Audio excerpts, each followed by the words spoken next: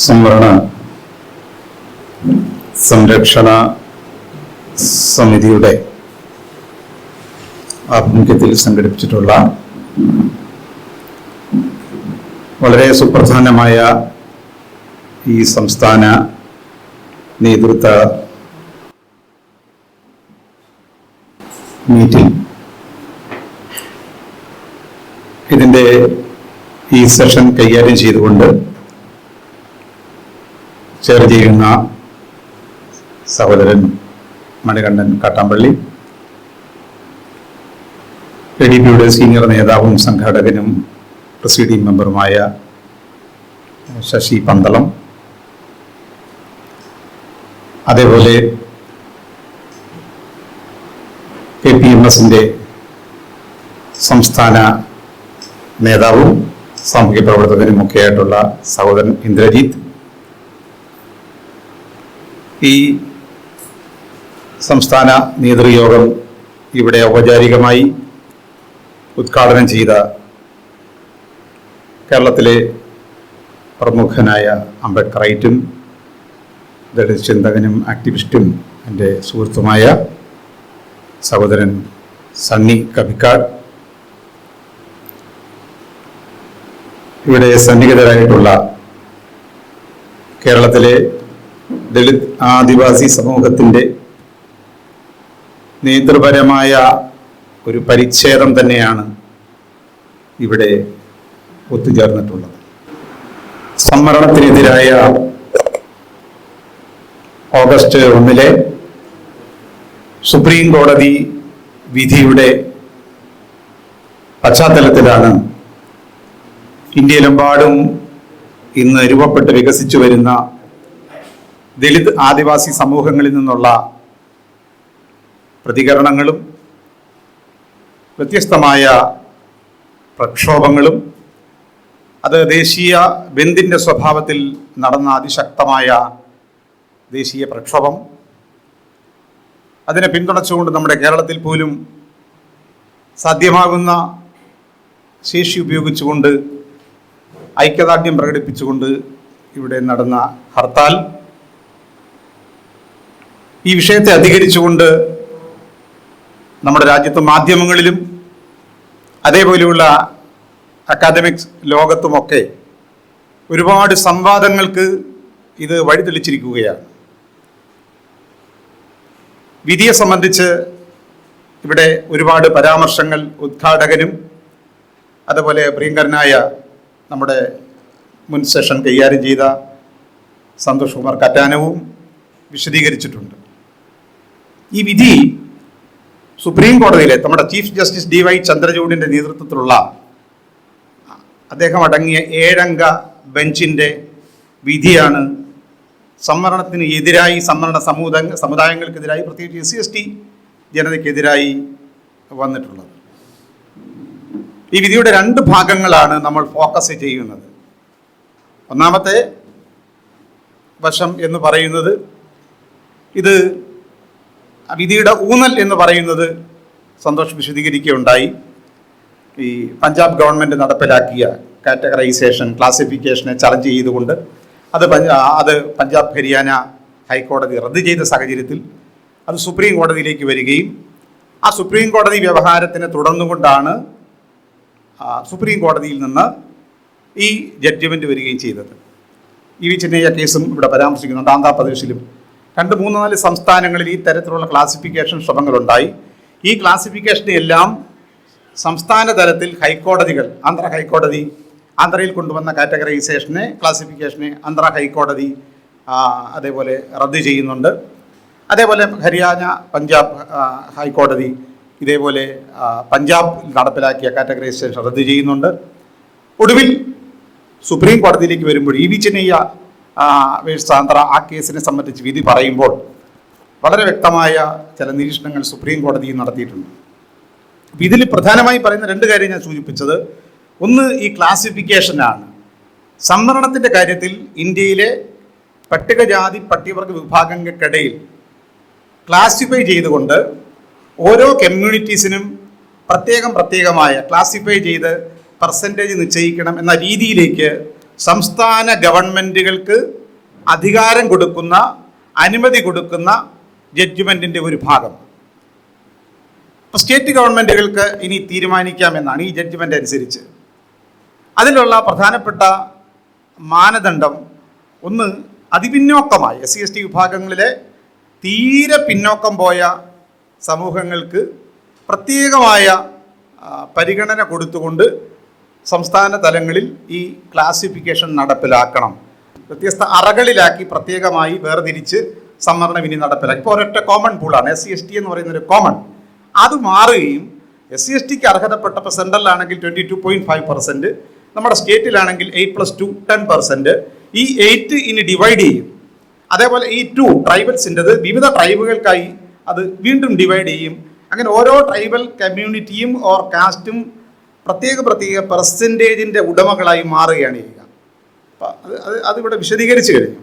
ഇത്തരത്തിൽ കമ്മ്യൂണിറ്റിയെ മൊത്തത്തിൽ പല തട്ടുകളായി ഓൾറെഡി നൂറ്റാണ്ടുകളായി വിഭജിക്കപ്പെട്ട ഒരു സമുദായം ജാതി വ്യവസ്ഥയുടെ ഭാഗമാക്കാൻ, വർണ്ണവ്യവസ്ഥയുടെ ഭാഗമാക്കി അടിച്ചമർത്താൻ നൂറ്റാണ്ടുകളായി വേർതിരിച്ച് അറകളിലാക്കി തകർക്കപ്പെട്ട ഒരു ജനതയെ ഇപ്പോൾ ഏറ്റവും ഒടുവിൽ വന്നിട്ട് സുപ്രീം കോടതി കൂടി അവരെ വീണ്ടും അറകളിലാക്കുകയാണ്.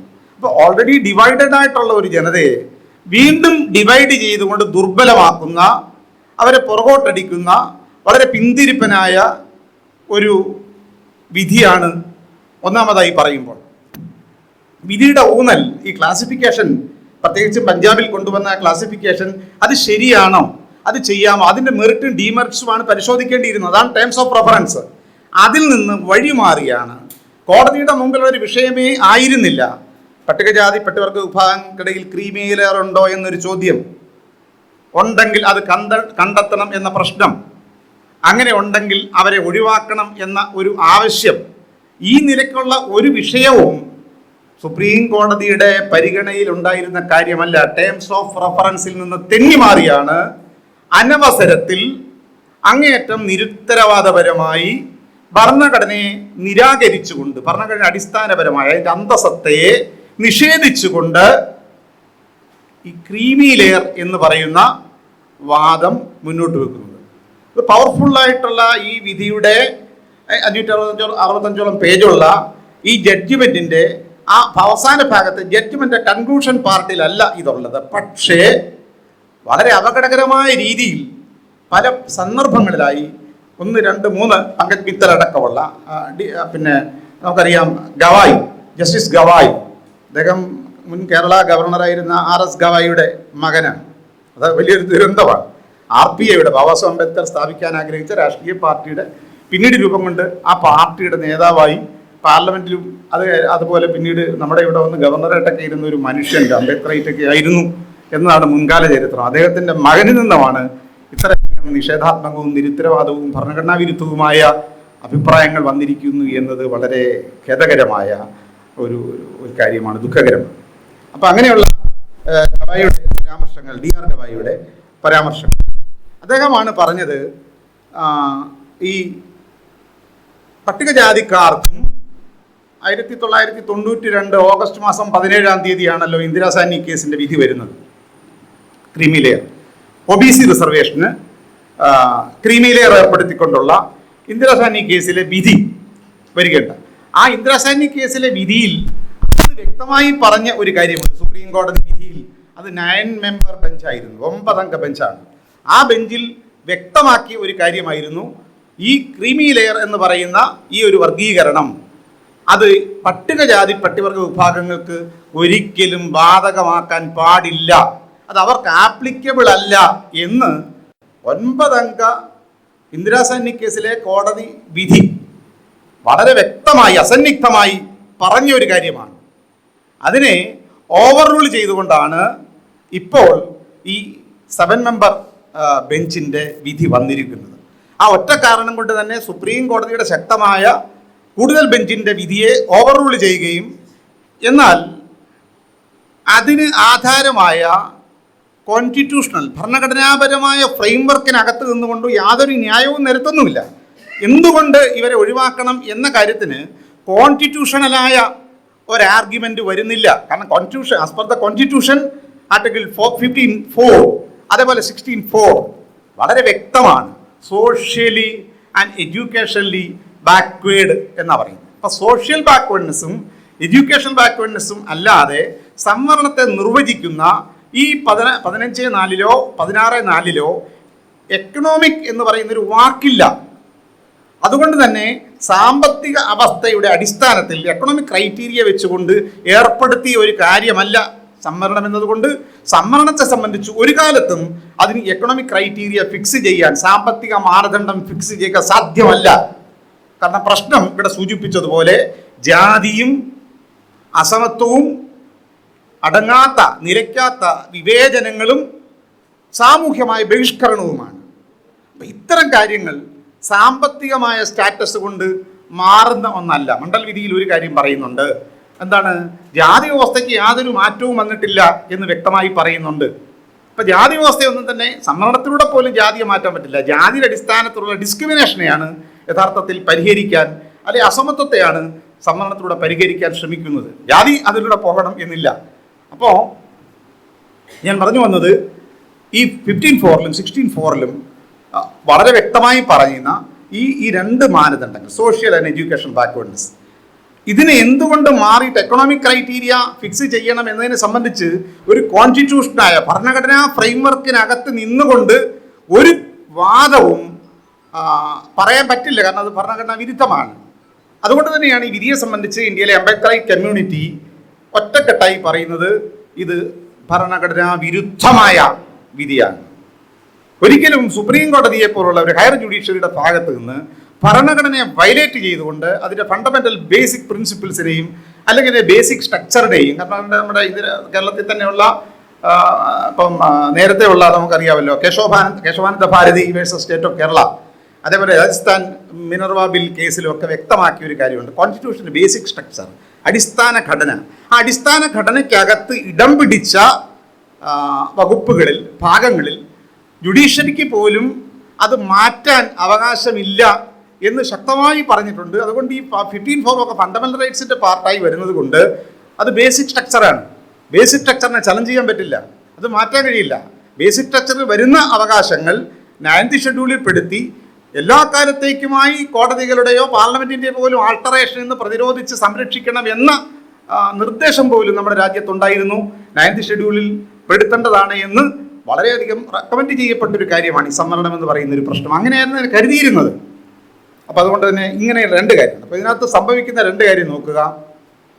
ക്രീമി ലെയർ എന്ന് പറയുന്ന ഒരു പ്രശ്നം, OBCക്ക് ബാധകമാക്കിയ ക്രീമി ലെയർ SC/STക്കും ബാധകമാക്കണം എന്ന് ഈ ഗവായി ഈ വിധിക്കകത്ത് പറയുന്നു. ഗവായിയെ സപ്പോർട്ട് ചെയ്തുകൊണ്ട് നമുക്കറിയാം പങ്കജ് മിത്തൽ പറഞ്ഞത് എന്താണ്? പങ്കജ് മിത്തൽ ഇതിനെ സംബന്ധിച്ച് പറയുന്നത്, ഒന്നാം തലമുറയിൽ ഒരു ജനറേഷനിൽ സർക്കാർ ഉദ്യോഗം കിട്ടിയ വ്യക്തിക്കും അയാളുടെ കുടുംബത്തിനും, പ്രത്യേകിച്ച് വ്യക്തിക്കല്ല കിട്ടിക്കഴിഞ്ഞു, അയാളുടെ കുടുംബത്തിന് സെക്കൻഡ് ജനറേഷനിൽ വരുമ്പോൾ സംവരണം കൊടുക്കേണ്ടതില്ല. അപ്പോൾ സംവരണം ഒരു ജനറേഷനിൽ മാത്രമായി സ്റ്റോപ്പ് ചെയ്യണം എന്നാണ് ഇതിനെ ഗവായിയെ സപ്പോർട്ട് ചെയ്തുകൊണ്ട്, ഡിയർ ഗവായിയെ സപ്പോർട്ട് ചെയ്തുകൊണ്ട് പങ്കജ് മിത്തൽ ഇതിനകത്ത് എഴുതി ചേർക്കുന്നത്. മറ്റൊന്ന്, ഇതിനെ വേറെ നിലയ്ക്ക് പിന്തുണച്ചുകൊണ്ട് ജസ്റ്റിസ് സതീഷ് ചന്ദ്ര പറയുന്നത്, SC/ST വിഭാഗങ്ങളിലെ ക്രീമി ലെയറിനെ നിർണ്ണയിക്കണം. അദ്ദേഹം പറയുകയാണ് ഭരണഘടനാപരമായി നിർണ്ണയിക്കണം. എങ്ങനെയാണ് ക്രീമി ലെയറിനെ ഭരണഘടന നിർണ്ണയിക്കുന്നത്? ഭരണഘടന അനുസരിച്ച് അങ്ങനെയൊന്നില്ല. കോൺസ്റ്റിറ്റ്യൂഷന്റെ വിവക്ഷയിൽ ഈ എക്കണോമിക് ക്രൈറ്റീരിയ ഇല്ല എന്നിരിക്കെ അത് പിന്നീട് ഭരണഘടനാ ബാഹ്യമായി അത് ചെലുത്തിക്കൊണ്ട് ക്രീമി ലെയറിനെ കോൺസ്റ്റിറ്റ്യൂഷനലി ഐഡന്റിഫൈ ചെയ്യണമെന്ന് പറയുന്ന വാദവും അങ്ങേയറ്റം ഭരണഘടനാ വിരുദ്ധവും അത് ഭരണഘടനാപരമായ വളരെ വളരെ പൂവറായിട്ടുള്ള, ദരിദ്രമായിട്ടുള്ള ഒരു അഭിപ്രായ പ്രകടനമാണ്. അപ്പോൾ ഇമ്മച്ചുവറായിട്ടുള്ള ഒരു അഭിപ്രായ പ്രകടനമാണ്. സുപ്രീം കോടതിയുടെയൊക്കെ തലപ്പത്തിരിക്കുന്നവർ എത്രത്തോളം ഇമ്മച്യൂരിറ്റി ഈ ദലിതരുടെ കാര്യം വരുമ്പോൾ പ്രകടിപ്പിക്കാമോ എന്ന പ്രശ്നം അവിടെ ഇരിക്കട്ടെ. അപ്പം ഇങ്ങനെയുള്ള ഈ 3 ജഡ്ജസ് ഇക്കാര്യത്തെ സപ്പോർട്ട് ചെയ്യുന്നുണ്ട്. ഇനി ഈ ക്രീമി ലെയറിൻ്റെ വിഷയത്തിലേക്ക് നമ്മൾ വരികയാണെങ്കിൽ, ഒന്ന് നമ്മൾ നോക്കേണ്ട കാര്യം, എന്താണ് ഈ പറയുന്നതിൻ്റെ ന്യായം? സംവരണം എന്ന് പറയുന്നത് തന്നെ എന്താണെന്ന ചോദ്യവുമായി ബന്ധപ്പെട്ടൊരു കാര്യം കൂടിയാണ്.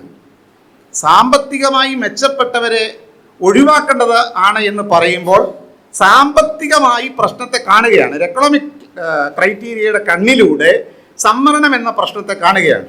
അങ്ങനെ കാണുമ്പോൾ സംവരണത്തിന് ആധാരമായ ഇന്ത്യ ചരിത്രത്തിലെ പ്രത്യേകിച്ച് ബ്രിട്ടീഷ് കൊളോണിയൽ ഇന്ത്യയിൽ സംവരണം എന്ന് പറയുന്ന അവകാശം, പ്രാതിനിധ്യത്തിന് വേണ്ടിയുള്ള പോരാട്ടം ബാബാ സാഹേബ് അംബേദ്കർ ഉൾപ്പെടെയുള്ള ഇന്ത്യയിലെ ദലിത് നേതാക്കൾ നടത്തിയ വലിയ പ്രക്ഷോഭങ്ങൾ.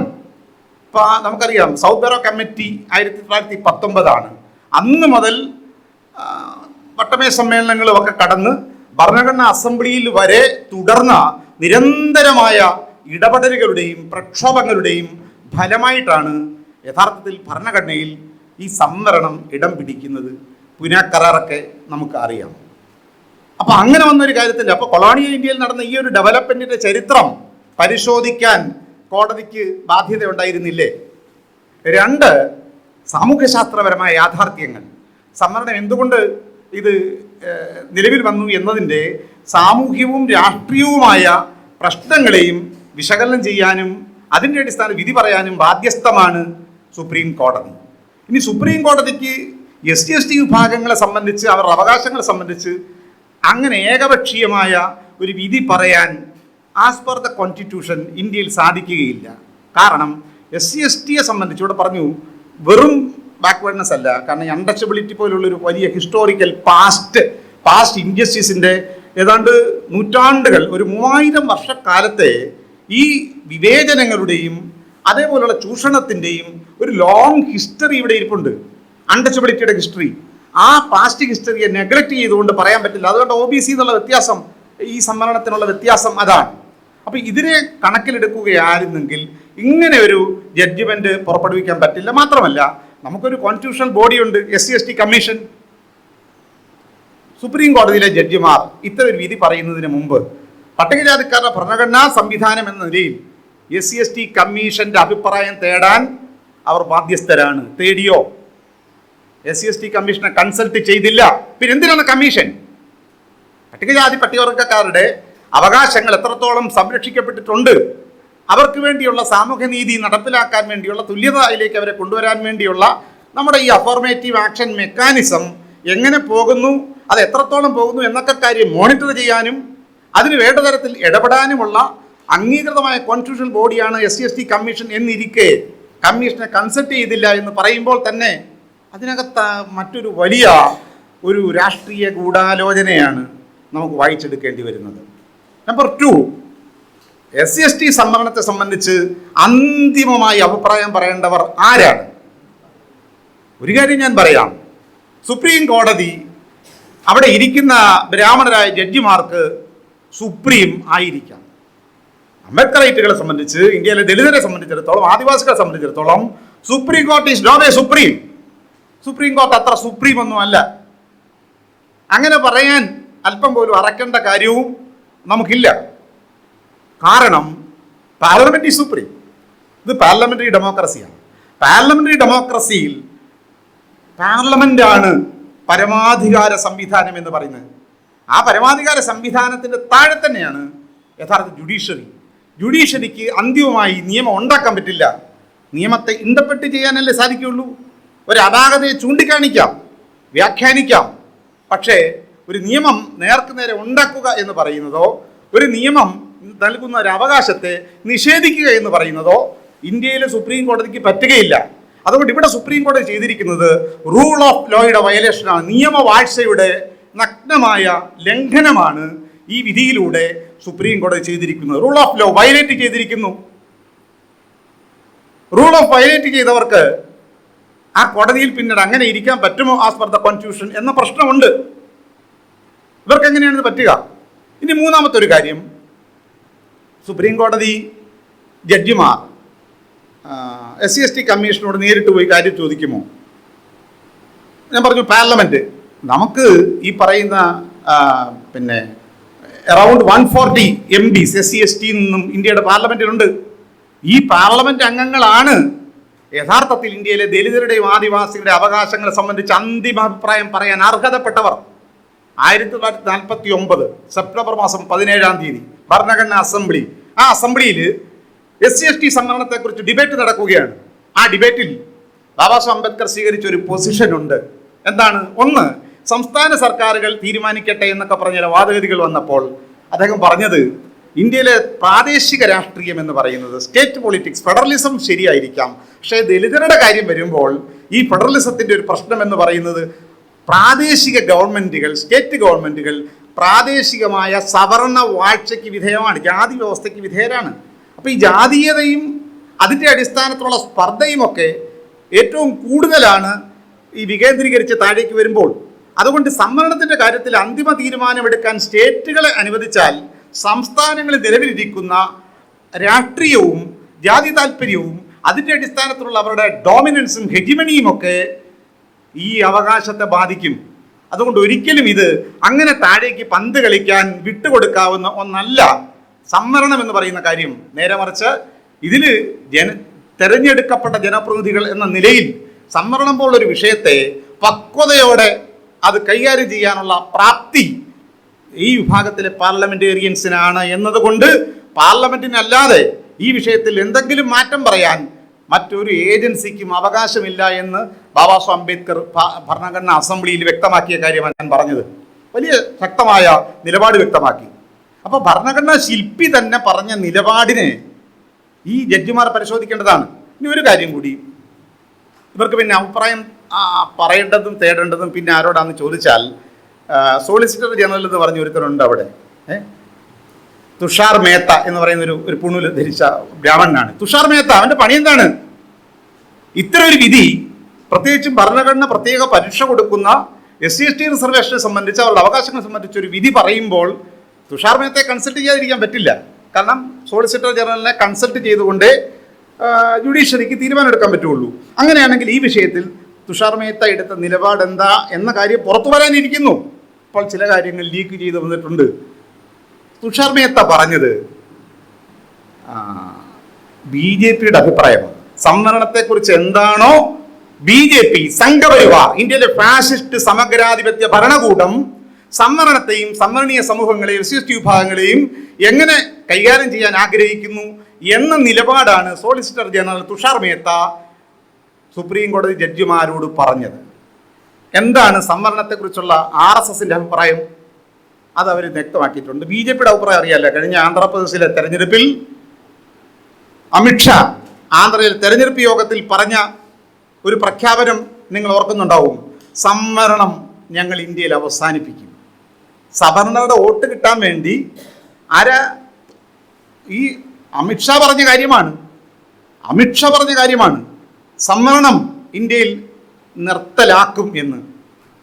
RSSന്റെ സർസംഘ് ചാലക്മാര് പല സന്ദർഭങ്ങളിലും, മോഹൻ ഭഗവത് അടക്കം, സംവരണം ആവശ്യമില്ല, സംവരണം അനാവശ്യമാണ്, സംവരണം അവസാനിപ്പിക്കേണ്ടതാണ്, ഇത് നിരന്തരമായി RSS പറഞ്ഞുകൊണ്ടിരിക്കുന്ന ഒരു കാര്യമാണ്.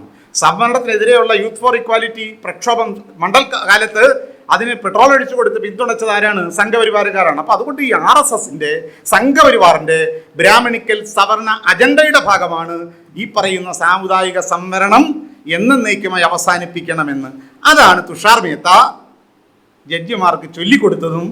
അതുകൂടി വെച്ചുകൊണ്ട് വളരെ കൃത്യമായ ഈ വിധി, ഇത് നിയമപരമല്ല. ഈ വിധി it's not a legal pronouncement, legal judgement അല്ല. ഇത് കൃത്യമായ ഒരു വൈദിക വിധി എന്ന് ഞാൻ പറയും. ഒരു വൈദിക ബ്രാഹ്മണിക്കൽ പുടൂൽ ജഡ്ജ്മെന്റാണ് ഈ സാധനം. വളരെ കൃത്യമായ ഒരു പൊളിറ്റിക്കൽ ജഡ്ജ്മെന്റ് ആണ്. അത് എന്തുകൊണ്ട് എന്ന കാര്യമൊക്കെ നമുക്ക് വിശകലനം ചെയ്യേണ്ടി വരും. ഇനി നോക്കൂ, ക്രീമി ലെയർ എന്ന് പറയുന്ന ഒരു കാര്യത്തിന് ഇനി അർത്ഥമുണ്ടോ, ഇനി ഉണ്ട് എന്ന് പറയുന്ന ആ വാദത്തിൻ്റെ ഇത് നോക്കൂ. 93 അല്ലെ 92-93 മണ്ഡൽ വിധി വന്നതിൻ്റെ തൊട്ട് പുറകെ 27% റിസർവേഷൻ OBCക്ക് ഏർപ്പെടുത്തി. 25 കൊല്ലം കഴിയുന്നു. എത്ര ശതമാനമാണ് അവർക്ക് റെപ്രസെന്റേഷൻ കിട്ടിയത്? ക്രീമി ലെയറിനെ മാറ്റി എന്നിട്ട് നടപ്പിലാക്കിയതിനകത്തൂടെ കിട്ടിയ റെപ്രസെന്റേഷൻ കണക്ക് only 13% പ്രാതിനിധ്യമാണ് OBCക്ക് കിട്ടിയത്. നമ്പർ 1. നമ്പർ 2, SC/STയുടെ കാര്യം എടുത്തു നോക്കൂ. എന്താണ് നമ്മുടെ റിസർവേഷൻ്റെ കാര്യത്തിൽ സംഭവിച്ചത്? 22.5% ആണ്. സംവരണം 50 മുതൽ നടപ്പിലാക്കിയ 77 കൊല്ലം എടുത്ത് പരിശോധിക്കുക. എത്ര ശതമാനം പ്രാതിനിധ്യമാണ് നമുക്ക് കിട്ടിയത്? കേവലം 17%. അപ്പോൾ യഥാർത്ഥത്തിൽ പ്രാതിനിധ്യം കിട്ടിയിട്ടില്ല എങ്കിൽ പിന്നെ അത് ആരെങ്കിലും കൂടുതൽ കൊണ്ടുപോകുന്നു എന്ന് പറയുന്ന ഒരു കാര്യത്തിന് യാതൊരു അർത്ഥവുമില്ല. മറ്റൊരു കാര്യമുള്ളത്, ഇപ്പോൾ ഇന്ത്യയിലെ സെൻട്രൽ യൂണിവേഴ്സിറ്റികളിൽ 5000 SC/ST പോസ്റ്റുകളാണ് ഇപ്പോൾ വേക്കൻ്റ് ആയിട്ട് കിടക്കുന്നത്. സെൻട്രൽ യൂണിവേഴ്സിറ്റികളിൽ 5000 പോസ്റ്റുകൾ. ഈ 5000 പോസ്റ്റുകൾ നികത്തപ്പെട്ടിട്ടില്ല. പ്രൊഫസർ പോസ്റ്റുകൾ, JNUവിലെ ഒരു സൈക്കോളജിസ്റ്റിൻ്റെ പോസ്റ്റ് ആവശ്യമാണ്. JNUവിലെ ഒരു സൈക്കോളജി അധ്യാപകൻ്റെ ഒരു അക്കാദമിഷ്യൻ്റെ പോസ്റ്റ് 15 വർഷമായി ഒരു ആപ്ലിക്കൻ്റ് ഇല്ല. സൈക്കോളജിയിൽ ഡോക്ടറേറ്റ് ഉള്ള ആ ക്രൈറ്റീരിയ മീറ്റ് ചെയ്യാൻ പറ്റുന്ന ഒരു ആപ്ലിക്കൻ്റ് ഇല്ലാഞ്ഞിട്ട് 15 വർഷം വെച്ചുകൊണ്ടിരുന്നിട്ട് ഇപ്പോൾ പോസ്റ്റ് കൈയൊഴിയാൻ തീരുമാനിക്കുന്നു JNU. ഇതാണ് അവസ്ഥ. അപ്പോൾ ആ എലിജിബിൾ ആയിട്ടുള്ള കാൻഡിഡേറ്റ്സ് ക്ലാസ് 1 തസ്തികയിലും ക്ലാസ് 2 തസ്തികയിലും മറ്റ് പല മണ്ഡലങ്ങളിലും ഇല്ല എന്നിരിക്കെ ഇത് ആരാണ്ട് എടുത്തോണ്ട് പോകുന്നു എന്ന് പറയുന്നൊരു വാദത്തിന് പ്രസക്തിയേ ഇല്ല എന്ന്. ഇനി മറ്റൊരു കാര്യം കൂടി, എൻ്റെ സമയം തീർന്നോ? 10 minutes. ഓക്കെ, ആർഗ്യുമെൻറ്റുകളാണ് ചിലത് വരാനുള്ളത്. ഒന്ന്, ഈ എന്താണ് what is wrong in creamy layer? ഇനി അങ്ങനെ ഒരു ക്രീമി ലെയർ എന്ന് പറയുന്ന ഒരു സംഗതി ഒരു സമുദായത്തിനകത്ത് ഉണ്ടെങ്കിൽ അങ്ങനെ വെട്ടിമാറ്റപ്പെടേണ്ട തരത്തിൽ എന്തെങ്കിലും പാപം ചെയ്തവരാണോ ഈ ക്രീമി ലെയർ? അതൊരു സമുദായത്തിനകത്തു നിന്ന് അങ്ങനെ വിച്ഛേദിക്കപ്പെടേണ്ട, ഇവിടെ സന്തോഷ് പറഞ്ഞതുപോലെ ഈ ആംബ്യൂട്ടി ചെയ്യേണ്ട ഒന്നാണോ ക്രീമി ലെയർ? ഒരർത്ഥത്തിൽ ക്രീമി ലെയർ എന്ന് പറയുന്ന ഈ ഫിക്സേഷനും ആ നടപ്പിലാക്കാൻ പോകുന്ന പൊളിറ്റിക്സിനെ എനിക്ക് വിളിക്കാൻ പറ്റുക ഇറ്റ്സ് അൻ ഇൻ്റലക്ച്വൽ ആംബ്യൂട്ടേഷൻ എന്നാണ്. കാരണം നൂറ്റാണ്ടുകളായി വിവേചനങ്ങൾ അനുഭവിച്ച് തകർത്തടിഞ്ഞ, അപമാനവീകരിക്കപ്പെട്ട, ഡീഹ്യൂമനൈസ് ചെയ്യപ്പെട്ട ഏതാണ്ട് 30 കോടിയോളം വരുന്ന 300 ദശലക്ഷത്തോളം വരുന്ന ജനതയ്ക്കിടയിൽ നിന്ന് 50 വർഷത്തെ അല്ലെ 10-60 വർഷക്കാലത്തെ സംവരണത്തിൻ്റെ പരിരക്ഷ കൊണ്ട് ചേറിൽ നിന്ന് കയറി അല്പമാത്രമായി പഠിച്ച് അങ്ങനെ ഈ രാജ്യത്തെ വിദ്യാഭ്യാസ ബൗദ്ധിക പൊതുമണ്ഡലങ്ങളിലേക്ക് പിച്ച വെച്ച് നടന്ന ഒരു സമൂഹം മാത്രമാണ് നമുക്കുള്ളത്. എത്ര നമ്മുടെ ഉദ്യോഗസ്ഥരുടെ പെർസെൻറ്റേജ് എത്ര പേർക്ക് ആ ജോലി കിട്ടിയത്? ഒരു ജനറേഷൻ കഴിഞ്ഞതേ ഉള്ളൂ, 2ാം ജനറേഷനാണ്. ഒരു ജനറേഷനിൽ ഒരുത്തന് ജോലി കിട്ടുന്നത് ഒരു വീട്ടിൽ ഒരാൾക്ക് മാത്രമാണ്. നിങ്ങൾ സർക്കാർ ഉദ്യോഗസ്ഥന്മാരുടെ ഫാമിലി സ്റ്റാറ്റസ് എടുത്ത് പരിശോധിച്ച് നോക്ക്. എല്ലാവരും സ്കൂളിൽ പഠിക്കാൻ പോകും. സർക്കാർ ജോലി കിട്ടുന്നത് ഒരു വീട്ടിൽ 5 പേരുണ്ട്. 5 പേരും ജോലിക്കാരായ എത്ര കുടുംബങ്ങളെ അറിയാവുന്നേ? ഡോക്ടർ, ഒരാൾക്ക് ആ ജോലിയൊക്കെ കിട്ടുക, ബാക്കി ആർക്കും ജോലിയില്ല. ഒരുത്തൻ്റെ കയ്യിലാണ് ഒരു മെഴുകുതിരി, ബാക്കി എല്ലാവരും കുരുട്ടിൽ.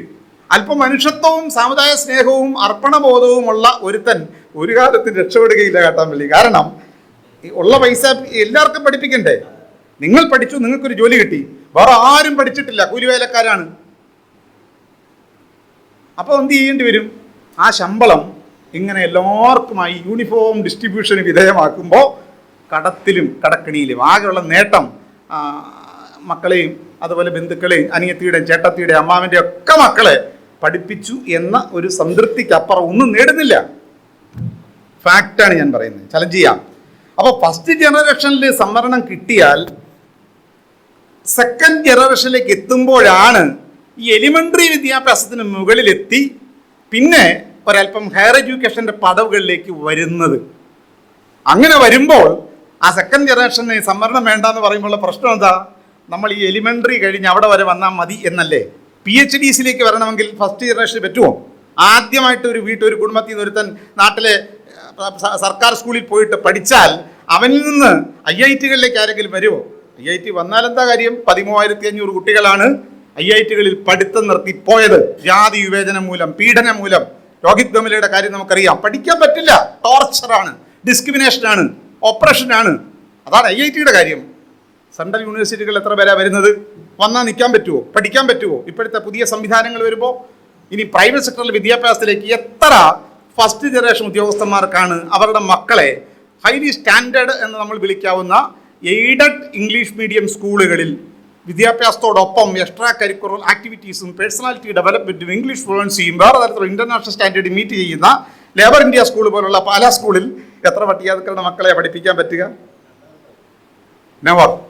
അപ്പോൾ പിന്നെ സർക്കാർ സ്കൂളിൽ പോയി ഇങ്ങനെ വരുന്നു. ഇനി ഒരു കാര്യം കൂടി ഞാൻ പറയട്ടെ. ഈ എപ്പോഴാണ് നമ്മൾ ഈ ഫസ്റ്റ് ക്ലാസ്സിലേക്കും സെക്കൻഡ് ക്ലാസ്സിലേക്കും സിവിൽ സർവീസിലേക്കും ഒക്കെ പോയിട്ട് ഒരു ചലഞ്ച് കൊണ്ടുവന്നത്? മത്സരിക്കാൻ എത്തിയത് എന്ന് 50-ലെത്തിയോ? 1950 സംവരണം ഏർപ്പെടുത്തിയപ്പോൾ നമ്മൾ ഫസ്റ്റ് ക്ലാസ്സിലേക്കും സെക്കൻഡ് ക്ലാസ്സിലേക്കും മത്സരിക്കാൻ കാൻഡിഡേറ്റ്സ് ഉണ്ടായിരുന്നു നമ്മളിൽ നിന്ന്? നോ. 60-കൾ ഉണ്ടായിരുന്നോ? ഒരു കാര്യം നിങ്ങൾ മനസ്സിലാക്കുക, രോഹിത് വെമുലമാരുടെ കാലം 90-കൾ കഴിഞ്ഞപ്പോഴാണ് ഈ പറയുന്ന ഇന്ത്യയിലെ വിവിധങ്ങളായ സർവകലാശാലകളിൽ പോയി ഹയർ എഡ്യൂക്കേഷനിലേക്ക് നമ്മുടെ ആൾക്കാർ വരികയും അങ്ങനെ ഹൈലി എഡ്യൂക്കേറ്റഡ് ആയിട്ടുള്ള MPhilകാരും PhDക്കാരും BTechകാരും MTechകാരും ഒക്കെ വന്നതും അങ്ങനെ ഒരു കോമ്പറ്റീഷൻ ഉയർത്തിയത് സംവരണം വന്നിട്ട് may be after 30 years or 40 years ആണ്. അപ്പോൾ അതുവരെ നമ്മുടെ പെർസെൻറ്റേജ് എവിടെ പോയി? അതുവരെ നമുക്ക് കിട്ടേണ്ടിയിരുന്ന നിയമനങ്ങൾ ആര് കൊണ്ടുപോയി? ഇത് മൊത്തം ബ്രാഹ്മണരും സവർണരും വിഴുങ്ങിയില്ലേ? മുൻകാല പ്രാബല്യത്തോടെ കിട്ടേണ്ടിയിരുന്നതിന് കണക്ക് നിശ്ചയിച്ചാൽ നമുക്കിനിയും തരാനേ ഉള്ളൂ. നിയമനം മൊത്തം ഇങ്ങോട്ട് തരേണ്ടി വരും. പകരം മുഴുവൻ ബ്രാഹ്മണരെ അപ്പോയിന്റ് ചെയ്യുന്നത് സ്റ്റോപ്പ് ചെയ്യേണ്ടി വരും. കാരണം ഓവർ റെപ്രസെൻറ്റഡ് ആണ് ഈ രാജ്യത്തെ അപ്പർ കാസ്റ്റുകൾ. ഓവർ റെപ്രസെൻറ്റഡ്, ജനസംഖ്യയുടെ 10 മടങ്ങ് ഓവർ റെപ്രസെൻറ്റഡ് ആയിട്ടുള്ളവനെ ഇനി ഒട്ടും പോലും അപ്പോയിന്റ് ചെയ്യരുത് എന്ന് പറയുകയും അങ്ങേയറ്റം ലെസ് റെപ്രസെൻറ്റഡ് ആയിട്ടുള്ള നമുക്ക് മാത്രമായി ഈ പറയുന്ന അപ്പോയിൻമെൻറ്റിനെ ചുരുക്കുകയും ചെയ്യേണ്ടി വരും. ആ അർത്ഥത്തിൽ പറഞ്ഞാൽ ഇതൊരു പ്രശ്നം, ജനറേഷൻ്റെ കാര്യം. ഇനിയും നിങ്ങൾ ആലോചിക്കേണ്ടത്, ആർശങ്കർ ഇല്ലായിരുന്നെങ്കിൽ എന്തായിരുന്നു ഈഴവൻ്റെ അവസ്ഥ? നാരായണഗുരു അല്ലല്ലോ ഇറങ്ങി തിരിച്ചത്. ആർശങ്കർ ഇല്ലായിരുന്നുവെങ്കിൽ, ഡോക്ടർ പൽപ്പു ഇല്ലായിരുന്നുവെങ്കിൽ, സി വി കുഞ്ഞിരാമൻ ഇല്ലായിരുന്നുവെങ്കിൽ, യഥാർത്ഥത്തിൽ കേരളത്തിലെ ഈഴവ കമ്മ്യൂണിറ്റിയിലെ എൻലൈറ്റൻഡ് ആയിട്ടുള്ള എലൈറ്റ് ആയിട്ടുള്ള ക്രീമി ലെയർ അന്ന് തന്നെ വന്നപ്പോൾ കൊണ്ടാണ് ആ ജനതയെ അവർ ഒരു ഇന്ന് നമ്മൾ പറയുന്ന തരത്തിലുള്ള ഒരു എക്കണോമിക് കമ്മ്യൂണിറ്റി ആയിട്ട് അവരെ മാറ്റുന്നത്. ഏത് സമൂഹത്തിലും മന്നത്തോത്തനാവൻ്റെ പുറകെ കുറച്ച് നായന്മാർ അന്ന് ഒത്തുകൂടിയിട്ട് മലയാളി മെമ്മോറിയലിൻ്റെ കാര്യം നമുക്കറിയാം. പരദേശി ബ്രാഹ്മണരെല്ലാം കൊണ്ടുപോകാം, ഞങ്ങൾക്ക് ജോലി വേണം എന്ന് പറഞ്ഞിട്ട് മെമ്മോറാണ്ടം കൊടുത്തവന്മാരാ. അത് വേറെ കാര്യം. ബംഗാളിലെ ബ്രാഹ്മണർ അവർ പറഞ്ഞെന്താ, ജോലി മൊത്തം ബ്രിട്ടീഷുകാർ കൊണ്ടുപോവാം. ബ്രിട്ടീഷ് ആദ്യമുള്ളത് ഇന്ത്യൻ കവനൻറ്റ് സർവീസാണ്, അതാണ് കവനൻറ്റ് സർവീസ്, ICS. പിന്നീടാണ് സിവിൽ സർവീസ് ആയത്, ഇപ്പോൾ IAS ആയത്. 1936 വരെ 36 വരെ ഒരൊറ്റ സിംഗിൾ ബ്രാഹ്മണന് ICS പരീക്ഷ എഴുതി കവനൻറ്റ് സർവീസിലേക്ക് കയറാൻ കഴിഞ്ഞില്ല. ബ്രിട്ടീഷുകാരോട് മത്സരിച്ച് തോറ്റോന്മാരെ അവരെ ഒരാൾക്ക്. അവസാനം രവീന്ദ്രനാഥ് ടാഗോറിൻ്റെ സഹോദരൻ ബ്രദറിനാണ് 36% മോഡറേഷൻ കൊടുത്തിട്ട് അവർ അന്ന് ആദ്യമായി ഒരു സിവിൽ സർവീസ് പരീക്ഷ പാസ്സായത് രവീന്ദ്രനാഥ് ടാഗോറിൻ്റെ സഹോദരനാണ്. ഇതാണ് അവസ്ഥ. അപ്പോൾ അവരതൊക്കെ മേടിച്ചവരാ. അപ്പോൾ ഞാൻ പറയുന്ന അടുത്തൊരു പോയിന്റ് കൂടെ പറയാം, അത് കഴിഞ്ഞ് നിർത്താൻ ഞാൻ. ഒന്ന്, ലോകത്തെവിടെയും ഏത് സമൂഹങ്ങളിലും നമുക്ക് യൂറോപ്യൻ റിനൈസൻസ് എടുത്ത് നോക്കുക, എഡ്യൂക്കേറ്റഡ് ആയിട്ടുള്ള ഒരു ക്രീമി ലെയറാണ് ആ സമൂഹങ്ങളിൽ പരിവർത്തനം വിതയ്ക്കുന്നത്. എഡ്യൂക്കേറ്റഡ് ആയിട്ടുള്ള ഒരു അഫ്ലുവൻസ്ഡ് ആയിട്ടുള്ള ഒരു മിഡിൽ ക്ലാസ് എല്ലാ സമൂഹങ്ങളിലും ഫോം ചെയ്തു വരുമ്പോഴാണ് അവർ ആ ജനതയെ മുന്നോട്ട് നയിക്കുന്നത്, സാമൂഹ്യ വളർച്ചയ്ക്ക് നേതൃത്വം കൊടുക്കുന്നത്, വലിയ തരത്തിലുള്ള പരിവർത്തനങ്ങൾക്ക് നേതൃത്വം കൊടുക്കുന്നത് ഈ പറയുന്ന ഒരു മിഡിൽ ക്ലാസ് ആണ്. അതുകൊണ്ട് ഇന്ത്യയിലെ പട്ടികജാതിപ്പെട്ടവർഗ വിഭാഗങ്ങൾക്കിടയിൽ നിന്ന് സംവരണത്തിലൂടെ സംഭവിക്കേണ്ടത് ഒരു മിഡിൽ ക്ലാസ് എമർജ് ചെയ്ത് വരണം. ആ മിഡിൽ ക്ലാസ് എമർജ് ചെയ്ത് വരുമ്പോഴേ അവർ മോഡേണിറ്റിയോട് പോവുകയുള്ളൂ. ബാബാ സാഹേബ് അംബേദ്കർ ആ മിഡിൽ ക്ലാസ്സിൽപ്പെട്ട ആൾ അങ്ങനെ വന്നതുകൊണ്ടാണ് അദ്ദേഹം ട്രഡീഷണൽ ജോബ്സ് ഉപേക്ഷിക്കണമെന്ന് മഹർകളോട് പറഞ്ഞത്. വരുമാനത്തിൻ്റെ കണക്ക് വെച്ച് പറഞ്ഞു, ഈ തോലുമെല്ലാം കൂടെ വിറ്റാൽ വലിയ പൈസ കിട്ടും, അത് കളയേണ്ടതുണ്ടോ എന്ന് ചോദിച്ച് ബ്രാഹ്മണനോട് പറഞ്ഞത് നിങ്ങൾ ആ പണിയങ്ങ് ചെയ്തു എന്നാണ് ബാബാ സാഹേബ് അംബേദ്കർ പറഞ്ഞത്. ആ ലാഭം വേണ്ടാന്നേ, കാരണം അതൊരു സ്റ്റിഗ്മയാണ്. അപ്പോൾ ഇങ്ങനെ വരുന്ന ഒരു കമ്മ്യൂണിറ്റിയിൽ നിന്ന് എഡ്യൂക്കേറ്റഡ് ആയിട്ട് ഉണ്ടാകുന്ന ഭൗതിക വികാസമാണ്, ഇൻ്റലക്ച്വൽ ഗ്രോത്ത് ഉണ്ടാവും. ഈ ഇൻ്റലക്ച്വൽ ഗ്രോത്ത് ഉണ്ടാകുന്ന ഒരു കപ്പാസിറ്റി ഉള്ള വ്യക്തികളാണ്, സമൂഹങ്ങളാണ് ആ ജനതയെ മൊത്തത്തിൽ സോഷ്യോ എക്കണോമിക് കൾച്ചറൽ ട്രാൻസ്ഫോർമേഷന് വിധേയമാക്കുന്നത്. അപ്പോൾ അതൊരു വസ്തുതയാണ്. ഈ മോഡേണിറ്റിയായിട്ട് എൻഗേജ് ചെയ്യുന്ന ആരാ നമുക്കിടയിൽ നിന്ന്? മോഡേണൈസ് ചെയ്തുകൊണ്ട് ഒരു സമൂഹത്തിന് മുന്നോട്ട് പോകാൻ പറ്റുള്ളൂ. ഈ മോഡേണിറ്റിയായിട്ട് എൻഗേജ് ചെയ്യുമ്പോഴാണ് നമ്മൾ നീതി ചോദിക്കുന്നത്. പാടത്ത് നിന്നുകൊണ്ട് ആരും ജസ്റ്റിസ് ചോദിക്കില്ല. കാരണം അവർക്ക് ജസ്റ്റിസ് എന്ന് പറഞ്ഞാൽ എന്താണ്, അതിൻ്റെ യുക്തി എന്താണ് എന്ന് ഈ പറയുന്ന ഒന്നാം തലമുറയിൽപ്പെട്ട ഒരു മനുഷ്യന് ഇമാജിൻ ചെയ്യാൻ പറ്റുകയില്ല. അത് കുറച്ചുകൂടെ ഹയർ ലെവലിലേക്ക് വരുമ്പോഴാണ് തുല്യത എന്ന് പറയുന്ന ഒരു പ്രശ്നം, സോഷ്യൽ ജസ്റ്റിസ് എന്ന് പറയുന്ന ഒരു പ്രശ്നം, ലിബർട്ടി എന്ന് പറയുന്ന ഒരു പ്രശ്നം. ഇപ്പം ഇത്തരത്തിലുള്ള മോഡേൺ ഡെമോക്രാറ്റിക് വാല്യൂസിനോട് എൻഗേജ് ചെയ്യാൻ പ്രാപ്തമാകുന്ന ഒരു സമൂഹത്തെ എമർജ് ചെയ്ത് വരേണ്ടത് ചരിത്രത്തിൻ്റെ അനിവാര്യതയാണ്. അങ്ങനെയാണ് ബാബാ സാഹേബ് അംബേദ്കർ വന്നത്. അതുകൊണ്ടാണ് ഇന്ത്യയിലെ മറ്റാരും പറഞ്ഞതിനേക്കാൾ അധികം അദ്ദേഹം പറഞ്ഞത് ഇക്വാലിറ്റി, ഫ്രട്ടേണിറ്റി, ലിബർട്ടി എന്നുള്ള തത്വത്രയങ്ങളെ ഡെമോക്രസിയുടെ ആധാരമാക്കി അത്തരം ഒരു പൊളിറ്റിക്കൽ സോഷ്യൽ ഡിസ്കോഴ്സിലേക്ക് ബാബാ സാഹേബ് അംബേദ്കർക്ക് വരാൻ കഴിയുന്നത് ഗാന്ധി പറഞ്ഞ പോലെ നെഹ്റു പറഞ്ഞ പോലെ ഒന്നും അല്ലല്ലോ അദ്ദേഹം ഡെമോക്രസിയെ നിർവഹിച്ചത്. ഡെമോക്രസി ഫോം അതൊരു ആറ്റിറ്റ്യൂഡ് എന്ന് അദ്ദേഹം പറയുന്നുണ്ട്. അപ്പോൾ പോട്ടെ, ഫ്രട്ടേണിറ്റി എന്നുള്ള സിംഗിൾ വാക്കിന് ബാബാ സാഹേബ് അംബേദ്കർ കൊടുത്ത മാനം, ഡെമോക്രസിയുടെ മാനം. അപ്പം അത്തരത്തിൽ മോഡേണിറ്റിയോട് എൻഗേജ് ചെയ്യാൻ പറ്റുന്ന ഒരു ജനത ഈ സമൂഹങ്ങളിൽ ഉയർന്നു വരുമ്പോഴാണ് ലീഡർഷിപ്പ് ഉണ്ടാവുക. ആ ലീഡർഷിപ്പിനെ ഡിപ്പെൻഡ് ചെയ്തുകൊണ്ടാണ് ആ സമൂഹം പിന്നെ ഭാവിയിലേക്ക് മുന്നേറുക. അപ്പോൾ ഈ ക്രീമി ലെയറിലൂടെ സംഭവിക്കുന്നൊരു കാര്യം ഈ ഹെഡ് വെട്ടിക്കളയുക എന്നുള്ളതാണ്. ചിന്തിക്കുന്ന ഒരു തലമുറയെ ശരീരത്തിൻ്റെ പൊളിറ്റിക്കൽ ബോഡി, രാഷ്ട്ര ശരീരത്തിൽ നിന്ന്, അതായത് ഈ പൊളിറ്റിക്കൽ ബോഡി എന്ന് പറയുന്ന നമ്മുടെ ദളിത രാഷ്ട്രീയ ശരീരത്തിൻ്റെ തലകളെ വെട്ടിക്കളയുക, ടോട്ടൽ അബ്യൂട്ടേഷൻ. പിന്നെ ഈ ഉടലുകൾ കിടന്ന് പിടയ്ക്കുകയല്ലാതെ ഒരിക്കലും ഒരു എലിവേഷൻ ഉണ്ടാവില്ല. ഒരു മൊബിലിറ്റി സംവരണത്തിലൂടെ സംഭവിക്കേണ്ടിയിരുന്ന ഒരു സോഷ്യൽ മൊബിലിറ്റിയാണ്, ഒക്യുപ്പേഷണൽ മൊബിലിറ്റിയാണ്, എക്കണോമിക് മൊബിലിറ്റിയാണ്. മൊബിലിറ്റി എന്നൊരു ഫാക്ടർ പിന്നീട് ഉണ്ടാവുകയില്ല. അപ്പോൾ ഒന്ന്, വ്യക്തികൾ എന്ന നിലയിൽ ഉയർന്നവരെ വെട്ടിക്കളയുന്നു. അപ്പോൾ പിന്നെ ഈ പഠിച്ചവൻ, അല്പം ശേഷിയുള്ളവൻ, ക്രിട്ടിക്കലായ അതാണ് വിമർശനാത്മകമായി സമൂഹത്തിൽ ഇടപെടേണ്ട, വ്യവസ്ഥയെ ചോദ്യം ചെയ്യേണ്ട, വ്യവസ്ഥയ്ക്കെതിരെ കലഹിക്കുന്ന, അതിനെ അതിനെ റീകൺസ്ട്രക്ട് ചെയ്യാൻ നേതൃത്വം കൊടുക്കേണ്ട ഒരു തലമുറയെ വെട്ടിക്കളയുന്നതിലൂടെ ആ ജനതയെ എന്നേക്കുമായി കൂരിരുട്ടിട്ട് വീണ്ടും എൻസ്ലേവ്മെന്റിനെ, പഴയ പാസ്റ്റ് ഇൻജസ്റ്റിസിനെ, ചാതുർവർണ്ണയത്തെ, വർണ്ണവ്യവസ്ഥയെ, ഐത്തത്തെ തിരികെ കൊണ്ടുവരുന്ന ഒരു പ്രോസസ്സായി ഇത് മാറും. മറ്റൊന്ന്, സമുദായങ്ങളെ തന്നെ ചില സമുദായങ്ങൾ ഉയർന്നിരിക്കുന്നു, അതുകൊണ്ട് അവരെ ഇനി വേണേ ലിസ്റ്റിൽ നിന്ന് പുറത്താക്കാം. അങ്ങനെ പുറത്താക്കാനൊന്നും പറ്റില്ല എന്നുള്ള കാര്യം നമുക്കറിയാം. പക്ഷേ ഇതിൻ്റെ അകത്ത് ഊന്നലെന്താണ്? അങ്ങ് അഡ്വാൻസ്ഡ് ആയിട്ടുള്ളവരുണ്ട് എന്നാണ്. അതിനകത്ത് ഇവിടെ വിശദീകരിച്ച് കഴിഞ്ഞു. അത് യഥാർത്ഥത്തിൽ എന്ത് ഡാറ്റയുടെ, എന്ത് പഠനത്തിൻ്റെ അടിസ്ഥാനത്തിലാണ് ഈ കാര്യങ്ങളൊക്കെ പറയുന്നത്? അപ്പോൾ ഒരു വിഷയമുള്ളത്, ഈ ക്രീമി ലെയർ എന്ന് പറയുന്നതിനകത്ത് യാതൊരു ന്യായവുമില്ല. കാരണം അത് ന്യായമായും ഈ സമൂഹത്തിന് ആവശ്യമുള്ളൊരു കാര്യമാണ്. ക്രീമി ലെയർ ഉണ്ടെങ്കിൽ മാത്രമേ, ഇങ്ങനൊരു ക്ലാസ് ഉണ്ടെങ്കിൽ മാത്രമേ ആ ജനതയുടെ ഒരു പേരൻ്റൽ റെസ്പോൺസിബിലിറ്റി, അതാണ് അംബേദ്കർ കാണിച്ചത്. പറഞ്ഞില്ലേ, അമേരിക്കയിൽ പോയി, കൊളംബിയയിൽ പോയി, ലണ്ടൻ സ്കൂൾ ഓഫ് എക്കണോമിക്സ് പോയി, ജർമ്മനിയിൽ പോയി, ഹെഡൻബർഗ് പോയി, അങ്ങനെയുള്ള ബാബാ സാഹേബ് അംബേദ്കർ ഏറ്റവും ഡൗൺ റോഡനായ തൻ്റെ ജനതയുടെ ഇടയിലേക്ക് ഇറങ്ങി വന്ന്, I never disown my community, എനിക്ക് എൻ്റെ സമുദായത്തെ തള്ളി പറയാൻ കഴിയില്ല, till my death I will never disown my community. ഈ കമ്മ്യൂണിറ്റി എന്ന് പറയുന്ന ഫീലിംഗ് ആണ് അംബേദ്കർ മുന്നോട്ട് വെക്കുന്നത്. മറ്റൊരിക്കൽ അദ്ദേഹം പറയുന്നുണ്ട്, എന്താണ് ഈ community? Blood of the blood and vein of the vein. അത്രത്തോളം ഇൻസെപ്പറബിളായ ഒന്നാണ് എൻ്റെ ജനത എന്ന് പറയുന്നത്. പിന്നീട് അദ്ദേഹം വിശദീകരിക്കുന്നു, എന്താണ് ആ സമുദായത്തെ ഫീലിംഗ് ഓഫ് വൺനെസ്, ഒരുമയുടെ വികാരം. അംബേദ്കർ പറഞ്ഞ ഒരു ജനത എന്ന് പറയുന്ന തോന്നൽ യഥാർത്ഥത്തിൽ ഈ പറയുന്ന 10 വർഷക്കാലത്തെ സംവരണത്തിലൂടെ ഇന്ത്യയിൽ ഉയർന്നു വന്നൊരു കോൺഷ്യസ്നെസ് ഉണ്ട്. നമ്മൾ എന്ന് പറയുന്ന ഒരു ഫീലിംഗ്.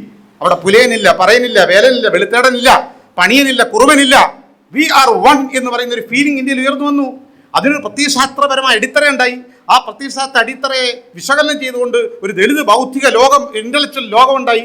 അതിന് സാഹിത്യങ്ങളുണ്ടായി, പുതിയ തരത്തിലുള്ള കാലഘട്ടങ്ങളുടേതായ ഡിസ്കോഴ്സുകളുണ്ടായി. ഇന്ത്യൻ ഡെമോക്രസിയിൽ ഏറ്റവും പൊട്ടൻഷ്യലായി ഇന്ത്യൻ ഡെമോക്രസിയെ ചേഞ്ച് ചെയ്യാൻ, അതിൻ്റെ എല്ലാ തരത്തിലുള്ള നിസ്സംസതകളെയും ചോദ്യം ചെയ്യുന്ന തരത്തിലുള്ള ഏറ്റവും വലിയ ഒരു ഫോഴ്സ് എന്ന് പറയുന്നത് ഈ പറയുന്ന അംബേദ്കറൈറ്റ് ഇൻ്റലക്ച്വൽ ദളിത് ഇൻ്റലിജൻസിയാണ്. നിങ്ങൾക്കറിയാമോ, ഇന്ത്യ രാജ്യത്തു നിന്ന് എക്കണോമിക് സ്ട്രക്ചർ, അല്ലെങ്കിൽ നമ്മുടെ സോഷ്യൽ ജസ്റ്റിസ്, നമ്മുടെ സാമൂഹ്യ ഘടന, ഇന്ത്യൻ എക്കണോമി ഇന്ന് കടന്നുപോയിക്കൊണ്ടിരിക്കുന്ന ക്രോണിക് ക്യാപിറ്റലിസത്തിൻ്റെയും നിയോ ലിബറൽ പോളിസികളുടെയും ഒക്കെ പശ്ചാത്തലത്തിൽ എല്ലാം കോപ്പറേറ്റൈസ് ചെയ്യപ്പെടുന്ന ഒരു കാലമാണല്ലോ. ഇനി സംവരണം തന്നെ നോക്കൂ, പോവുകയാണ്. നമ്മളെ സംവരണം യഥാർത്ഥത്തിൽ ചെയ്യുന്ന എംപവർ ചെയ്യാണ്. അഫർമേറ്റീവ് ആക്ഷൻ എന്ന് പറയുന്നത് ഒരു ജനതയെ പൊതുമണ്ഡലത്തിൽ പ്രവേശിച്ച് വിഭവങ്ങൾ സ്വന്തമാക്കാൻ, സ്വയം റെപ്രസെൻറ്റ് ചെയ്യാൻ കരുത്ത് നൽകുന്ന ഒരു ഇൻസ്ട്രുമെൻ്റ് മാത്രമാണ് സംവരണം. ആ സംവരണത്തിലൂടെ അവിടെ വരെ എത്തിയിട്ട് ബാക്കി പൊതുമണ്ഡലത്തിൽ നിന്ന് ചോദിക്കാനുള്ള കരുത്താണ് നമുക്ക് കിട്ടുന്നത്, ആ ശേഷിയാണ് കിട്ടുന്നത്. അങ്ങനെ ചോദിക്കുമ്പോൾ ഇപ്പോൾ ഏവിയേഷൻ കംപ്ലീറ്റ് പോയില്ലേ, എല്ലാം വിമാനത്താവളങ്ങൾ പോയി, ഏവിയേഷൻ കംപ്ലീറ്റ് പോയി, റെയിൽവേ പോയി, എവറിത്തിങ് ഇപ്പോൾ പ്രൈവറ്റൈസ്ഡ് ആയി കഴിഞ്ഞു, കോർപ്പറേറ്റുകൾക്ക് കൊടുത്തു കഴിഞ്ഞു. ഒരിക്കൽ കോർപ്പറേറ്റുകൾ കൊടുത്താൽ നമുക്ക് പിന്നെ ഇവിടെ സ്പേസ്, പ്രൈവറ്റ് സെക്ടർ റിസർവേഷൻ ഉണ്ടോ? ആ ബില്ല് അട്ടിമറിച്ചില്ലേ നമ്മുടെ രാജ്യത്ത്? Private sector, corporate sector reservation ഇല്ല, റിസർവേഷൻ പലയിടത്തും ഇല്ല. അപ്പോൾ സർക്കാരിൻ്റെ കീഴിൽ അത് ചുരുങ്ങി, EWS വന്നു, നമ്മുടെ പങ്കില്ലാതായി, എല്ലാ പബ്ലിക് സെക്ടർ ഡിസ്ബാൻഡിൽ ചെയ്തു. പബ്ലിക് സെക്ടർ ഉണ്ടെങ്കിലല്ലേ നമ്മൾ ഷെയർ ചോദിക്കുകയുള്ളൂ. ഇന്ന് പബ്ലിക് സെക്ടർ ഉണ്ടോ ഇന്ത്യയിൽ? പബ്ലിക് സെക്ടറിനെ ഡിസ്ബാൻഡിൽ ചെയ്തു, പൂർണ്ണമായി തകർത്തു. 90 മുതൽ നടക്കുകയാണ്. മോഡിയുടെ കാലത്ത് പൂർണ്ണമായി എല്ലാം പ്രൈവറ്റൈസ് ചെയ്ത് കഴിഞ്ഞു. അദാനിയുടെ കയ്യിലാണ് എവരിത്തിങ്. എവിടെ ദളിതൻ്റെ പങ്ക്? എവിടെ ദളിതരുടെ ഷെയർ? അപ്പോൾ സംവരണത്തോട് ഇനി എഡ്യൂക്കേറ്റഡ് ആയാൽ നമ്മളെ ആർക്ക് വേണം? എഡ്യൂക്കേറ്റഡ് ദളിതന് നാളെ സർക്കാരിൻ്റെ കീഴിൽ ജോലി ഇല്ല. ഈ ക്രീമി ലെയർ എവിടെ പോകും? മറ്റവൻ്റെ ക്രീമി ലെയർ, അവന് സർക്കാർ ജോലി കിട്ടിയില്ലെങ്കിൽ അവൻ വ്യവസായം തുടങ്ങും. ബിക്കോസ് അവന് ക്യാപിറ്റൽ ഉണ്ട്. ക്രീമി ലെയർ കിട്ടി അവന് ജോലി കിട്ടിയില്ല എങ്കിൽ അവൻ ഫാക്ടറി തുടങ്ങും. അവൻ ഇൻ്റർനാഷണൽ പറയുന്ന കോർപ്പറേറ്റ്സുകളുമായി ചേർന്നിട്ട് മൾട്ടിനാഷണൽ കോർപ്പറേഷൻസ് തുടങ്ങും. ജോലി കിട്ടി എത്ര പട്ടികജാതിക്കാരനാണ് നാട്ടിൽ എൻ്റർപ്രൈസുകളുള്ളത്? ഏതെങ്കിലും ഇൻഡസ്ട്രിയലിസ്റ്റുകളെ അറിയാവോ? അഥവാ നമ്മുടെ സർക്കാർ വായ്പ കൊടുത്ത് ആരെങ്കിലും വ്യവസായിയാക്കിയിട്ടുണ്ടെങ്കിൽ അവൻ കുത്തുവാള എടുത്തിട്ടുണ്ട്, കരഞ്ഞോണ്ട് നടക്കുകയാണ്. പെട്രോൾ പമ്പ് നടത്തും, ദളിതൻ്റെ കാര്യം അറിയില്ല, ആത്മഹത്യയുടെ ഒക്കല. അങ്ങനെയാണ് പ്രശ്നം.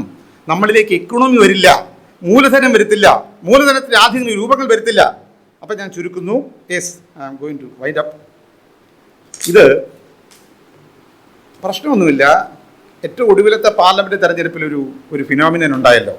ഇപ്പം എന്താ BJP ഞങ്ങൾ ഇന്ത്യ ഭരണഘടന എടുത്തങ്ങ് മാറ്റിക്കളയും, മതേതരത്വം എന്ന വാക്ക് വെട്ടിക്കളയും, സോഷ്യലിസം എന്ന വേർഡ് വേണ്ട, സംവരണം സ്റ്റോപ്പ് ചെയ്യും, അങ്ങനെ 25 ഇനി കുറച്ചുകൂടെ കഴിയുമ്പോൾ 1 വർഷം കൂടെ കഴിയുമ്പം ഹിന്ദു രാഷ്ട്രം പ്രഖ്യാപിക്കും എന്നൊക്കെ പറഞ്ഞവരുടെ ആ ശക്തി ഇപ്പം ഇച്ചിരി ക്ഷീണിച്ചത് എന്തുകൊണ്ടാണ് ദുർബലമായത്? തെരഞ്ഞെടുപ്പിൽ വലിയ തിരിച്ചടി 400 തികയ്ക്കുമെന്നൊക്കെ പറഞ്ഞിട്ട് എന്താണ് താഴോട്ട് പോയത്? ഇന്ത്യയിലെ ദളിത് സമൂഹം, ദളിത് ആദിവാസി സമൂഹം പുലർത്തിയ രാഷ്ട്രീയമായ അവബോധമാണ് BJPയുടെയും സംഘപരിവാറിൻ്റെയും ദയനീയമായ പരാജയത്തിന് കാരണമെന്ന് ബോധ്യപ്പെട്ടിരിക്കുന്നു. ഭരണഘടനയ്ക്ക് എന്തെങ്കിലും പറ്റിയാൽ ഞങ്ങളുടെ അസ്തിത്വത്തെയാണ് അത് ബാധിക്കുക എന്ന് തിരിച്ചറിഞ്ഞ പ്രത്യേകിച്ചും ഉത്തരേന്ത്യയിലെ സാധാരണക്കാരായ ദളിതർ താമര വിരിയണ്ട എന്ന് പറഞ്ഞ് അവർ അതിനെതിരെ വോട്ട് ചെയ്തു. ഇന്ത്യ മുന്നണിക്ക് വോട്ട് ചെയ്തത് കോൺഗ്രസ്സുകാരായതുകൊണ്ടല്ല. BSPക്കാർ വോട്ട് ചെയ്തത് UP യിൽ ഇപ്രാവശ്യം BSPക്കല്ല, അവർ UPAയ്ക്കാണ് വോട്ട് ചെയ്തത്. അതിൻ്റെ ഭാഗമായില്ല BSPയിൽ നിൽക്കുമ്പോഴും ഈ അപകടം BJP ഇന്ത്യ ഭരിക്കേണ്ട, അവർക്ക് ഭൂരിപക്ഷം വേണ്ട എന്ന് തീരുമാനിച്ച ഒരു രാഷ്ട്രീയ അവബോധത്തിൻ്റെ അതിശക്തമായ പ്രഭാവം അത് ഇന്ത്യയിൽ സംഭവിച്ചു. ഒരു അംബേദ്കർ പ്രഭാവം അത് ഇന്ത്യയിൽ വലിയ വെല്ലുവിളി ഉണ്ടാക്കി. ഇനി അങ്ങനെ പ്രഭാവം ഉണ്ടാക്കിയതിൻ്റെ കാരണക്കാർ ഈ സംവരണത്തിലൂടെ പഠിച്ചവരും നിങ്ങൾ നോക്കൂ, ഇന്ത്യയിലെ പൊളിറ്റീഷ്യന്മാരിപ്പോൾ ക്രിട്ടിസൈസ് ചെയ്യാറില്ല. ഇപ്പോൾ രാഷ്ട്രീയക്കാരും പൊതുവേ സോക്കാൾഡ് ബുദ്ധിജീവികളും മൗനവ്രതത്തിലാണല്ലോ. എന്താണ് മിണ്ടാമടം എന്നൊക്കെ പറയുന്നത് പോലെ മിണ്ടാതിരിക്കുന്നൊരു കാലമാണ്. ആരാ തൻ്റെ ഇടത്തോടെ കാര്യം പറയുന്നത്? സെൻട്രൽ യൂണിവേഴ്സിറ്റികളിലെ, JNUവിലെ സെൻട്രൽ യൂണിവേഴ്സിറ്റികളിലെ, വ്യത്യസ്തങ്ങളായ യൂണിവേഴ്സിറ്റികളിലെ ഗവേഷണ വിദ്യാർത്ഥികളായ ദലിതർ, അംബേദ്കറൈറ്റുകൾ, അവിടെയുള്ള അക്കാദമിഷ്യന്മാർ, അവർ മാത്രമാണ് ഇന്ത്യൻ സാമൂഹ്യ വ്യവസ്ഥയിൽ പുതിയ സങ്കല്പങ്ങൾ മുന്നോട്ട് വെക്കുന്നത്, പുതിയ വിമർശനങ്ങൾ ഉന്നയിക്കുന്നത്, മോഡിയെ ചോദ്യം ചെയ്യുന്നത്, സംഘപരിവാറിനെ ചോദ്യം ചെയ്യുന്നത്, പുതിയൊരു ഡെമോക്രസിയെക്കുറിച്ച്, നവജനാധിപത്യത്തെക്കുറിച്ചുള്ള വലിയ സങ്കല്പങ്ങൾ ഉയർത്തുന്നത് ഈ ഇൻ്റലിജൻസിയാണ്. അതുകൊണ്ട് ബ്രാഹ്മണിക് ഹെജിമണിക്കെതിരായ, സംഘപരിവാറിൻ്റെ സമഗ്രാധിപത്യത്തിനെതിരായ, അംബേദ്കറൈറ്റ് ആർമിക്കെതിരെയുള്ള, ഒരു അംബേദ്കറൈറ്റ് സൈനിക നിരക്കെതിരെയുള്ള അതിഭീകരമായ യുദ്ധപ്രഖ്യാപനമാണ് ഈ വിധിയിലൂടെ ജുഡീഷ്യറിയും സംഘപരിവാറും നടത്തിയ ഗൂഢാലോചനയുടെ പുറത്തു വരുന്നതെങ്കിൽ അത്തരം ഒരു വാളിൻ്റെ ഇന്ത്യൻ ജുഡീഷ്യറിയുടെ ഔദാര്യത്തിലൊന്നുമല്ല, ഇന്ത്യയിലെ ദളിതർ അവകാശങ്ങൾ അനുഭവിക്കുന്ന ചരിത്രത്തിൽ ഞങ്ങളുടെ പൂർവികർ നടത്തിയ ഐതിഹാസികമായ പോരാട്ടങ്ങളിലൂടെയാണ്. ബാബാ സാഹേബ് BR അംബേദ്കർ എന്ന മനുഷ്യൻ്റെ ജീവിതം സമർപ്പിച്ച് കൊളോണിയൽ ഇന്ത്യയോട് കലഹിച്ചുണ്ടാക്കിയ കോൺസ്റ്റിറ്റ്യൂഷൻ ഇന്ത്യയിൽ പൊരുതി വാങ്ങിയ അവകാശമാണ്. അത് ജുഡീഷ്യറിയുടെ ഔദാര്യം വേണ്ട. ഇന്ത്യൻ ജുഡീഷ്യറിയുടെ മുമ്പിൽ അത് പണയം വെക്കാൻ അംബേദ്കറൈറ്റുകൾ തയ്യാറുമല്ല. അങ്ങനെയാണെങ്കിൽ തിരുത്തേണ്ടി വരുന്നത് ജുഡീഷ്യറി തന്നെയാണ്. നീതി ആദ്യം നടപ്പിലാക്കേണ്ടത് നീതിപീഠത്തിലാണ്. നമ്മൾ പറയുന്നു ദളിതർക്ക് പ്രാതിനിധ്യമില്ലാത്ത ഏതെങ്കിലും ഒരു കഴുത അവിടെ കയറി ഇരുന്നിട്ട് വിധി പറഞ്ഞിട്ട് കാര്യമൊന്നുമില്ല. അത്തരം കഴുതകൾ പാർലമെന്റിൽ ധാരാളമുണ്ട്. അതുകൊണ്ട് ഗവായി അത്തരത്തിലൊരു കവാർഡായിട്ട് മാത്രമേ, ഡോങ്കിയായിട്ട് ഞാൻ കാണുന്നുള്ളൂ, അല്ലെങ്കിൽ ഇങ്ങനെ പറയുമായിരുന്നില്ല. ഞാൻ പറയുന്നത് വിവരവും വെളിച്ചവുമുള്ള ദലിതർക്ക് ജുഡീഷ്യറിയിൽ റെപ്രസെൻറ്റേഷൻ വേണം. ഒരു ജുഡീഷ്യൽ റിക്രൂട്ട്മെന്റ് ബോർഡ് ഈ രാജ്യത്ത് സ്ഥാപിക്കണം. 50% സംവരണം ജുഡീഷ്യറിക്കകത്ത് ദളിതർക്കും പിന്നോക്കക്കാർക്കും വേണം. ദളിതരെ സംബന്ധിക്കുന്ന ഏത് വിധി പ്രസ്താവിക്കുമ്പോഴും അതിൻ്റെ 50% ജഡ്ജസ് ദളിത് ആദിവാസി വിഭാഗത്തിൽ നിന്നുള്ളവരാകണം. ഇങ്ങനെ ഇച്ചിരി അങ്ങോട്ട് പറയാൻ നമ്മൾ ഇനി തയ്യാറാകേണ്ടി വരും. മറ്റൊന്ന് കോംപ്രഹെൻസീവ് റിസർവേഷൻ ആക്റ്റാണ് പരിഹാരം. ഭേദഗതി വേണം, ഓക്കെ. ആ ഭേദഗതിക്കപ്പുറം സമഗ്രമായ ഒരു സംരക്ഷണ നിയമം ഈ രാജ്യത്ത് കൊണ്ടുവരണം. ഭരണഘടനയുടെ പ്രിയാമ്പിൾ റെസ്പെക്ട് ചെയ്തുകൊണ്ടും സംവരണത്തിനകത്ത് 75 വർഷക്കാലമായി റിസർവേഷൻ ഫെയിൽഡ് റിസർവേഷനാണ്. ഈ പറയുന്ന അപാകതകളുടെ എല്ലാം ഉത്തരവാദി നമ്മളല്ല, ഈ ഭരണകൂടമാണ്. സ്വാതന്ത്ര്യം കിട്ടുമ്പോൾ പിന്നോക്കം നിൽക്കുന്നവൻ 77 വർഷം കഴിഞ്ഞ് ഇപ്പോഴും പിന്നോക്കമാണെങ്കിൽ ഉത്തരവാദി അവനോ നമ്മൾ ആരെങ്കിലും ആണോ? It is the state. ഭരണകൂടമാണ് ഉത്തരവാദികൾ. പിന്നോക്കം നിൽക്കുന്നവരെ എംപവർ ചെയ്യാൻ, അവർക്ക് എഡ്യൂക്കേഷൻ കൊടുക്കാൻ, അവരെ എക്വിപ്പ് ചെയ്യാൻ, സ്പെസിഫിക്കായിട്ട് അവരെ വളർത്തിക്കൊണ്ടുവരാനുള്ള പ്രത്യേകമായ കോംപ്രഹെൻസീവ് പാക്കേജ് പ്രോഗ്രാംസ് പ്രഖ്യാപിക്കാൻ എന്തുകൊണ്ട് സ്റ്റേറ്റിന് കഴിഞ്ഞില്ല? അപ്പം സ്റ്റേറ്റ് ഈ സംവരണത്തെ ഇംപ്ലിമെൻ്റ് ചെയ്തതിനകത്ത് കാണിച്ച കുറ്റകരമായ അവരുടെ കുഴപ്പമാണ്, അവരുടെ കുറ്റമാണ്.